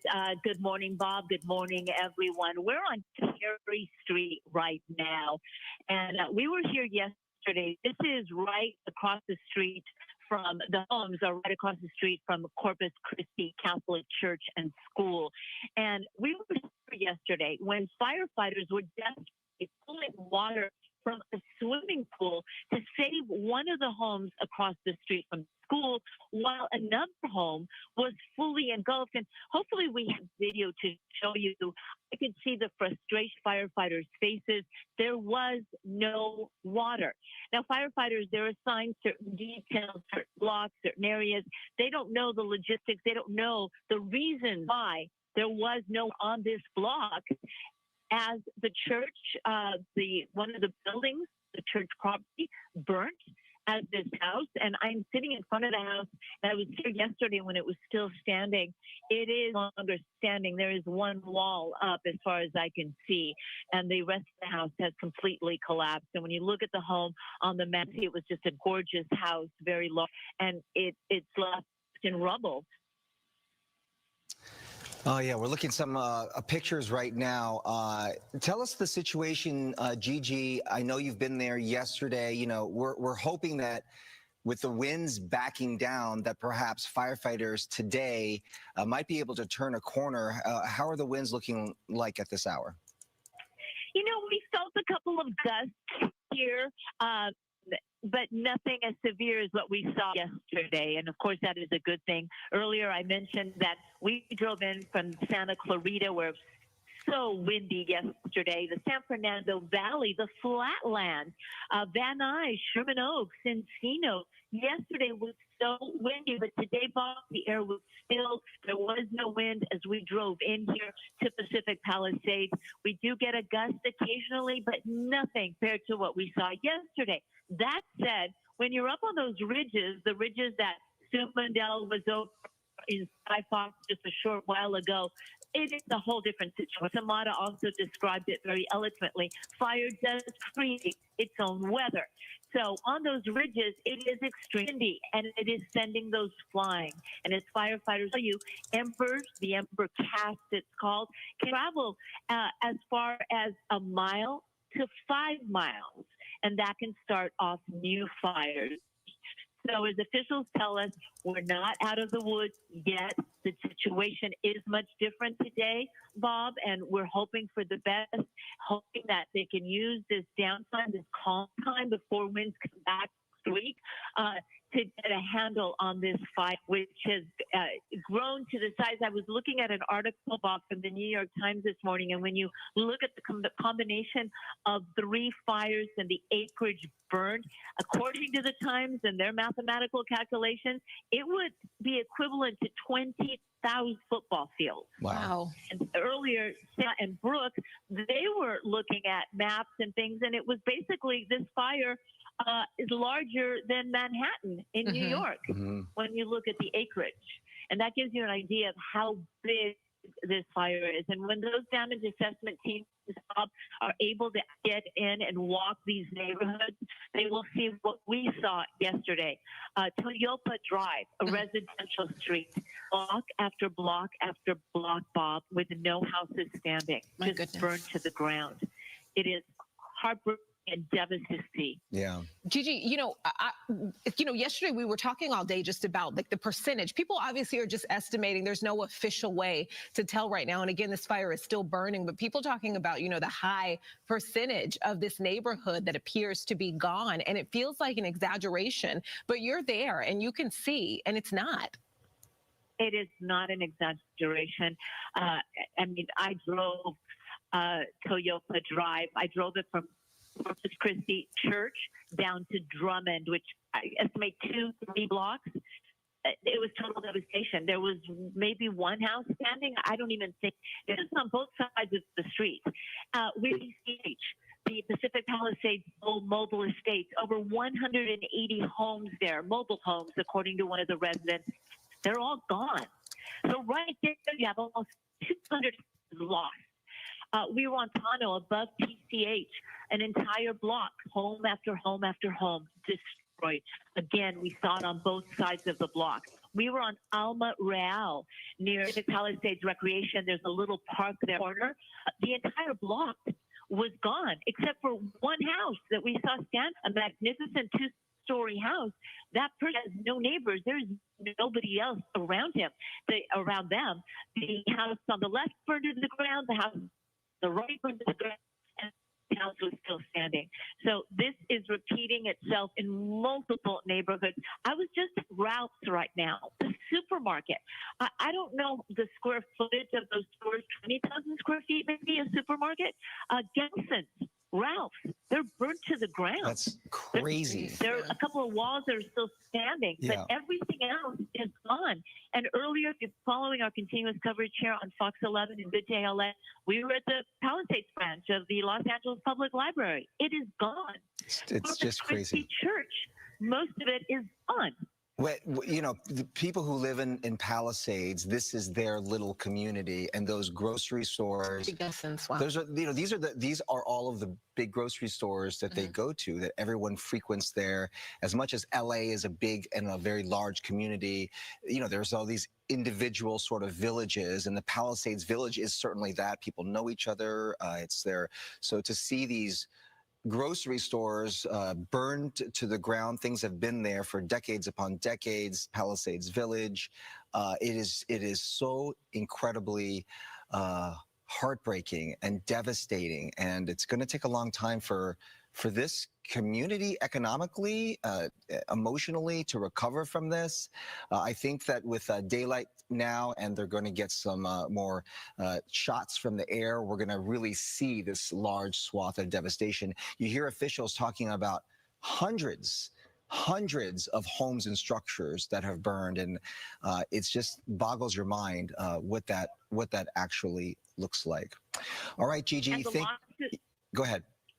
I'm sorry, I was just going to say the losses also will include businesses that are just damaged, that have not necessarily burnt to the ground, but have sustained extensive fire damage, may not be able to operate. And many of the businesses here are mom and pop. Those folks, their livelihood is now affected to the dinner on Sunset and PCH. That was burning yesterday. No doubt. Little tiny restaurants, mom and pop. That also is affected. So a lot of stuff to talk about. You're right. I mean, this is in the days and the weeks, and it's going to be the economic impact, and is going to be staggering. And how our area, our region really recovers from this is going to be yet another story that will be told. In the meantime, we got to get a handle on all of these fires, 0% containment. And so we are certainly not out of the woods as of yet. LA Mayor Karen Bass, she is under scrutiny. Earlier this year, she approved a budget-cutting $17.5 million from the LAFD while increasing police funding $126 million. Critics are questioning her leadership, especially since she was in Ghana for a presidential event when the fires broke out. Sky News caught up with the mayor yesterday. Do you owe citizens an apology for being absent while their homes were burning? Do you regret cutting the fire department budget by millions of dollars, Madam Mayor? Have you nothing to say today? Have you absolutely nothing to say to the citizens today? Elon Musk says that you're utterly incompetent. Are you considering your position? Madam Mayor, have you absolutely nothing to say to the citizens today who are dealing with this disaster?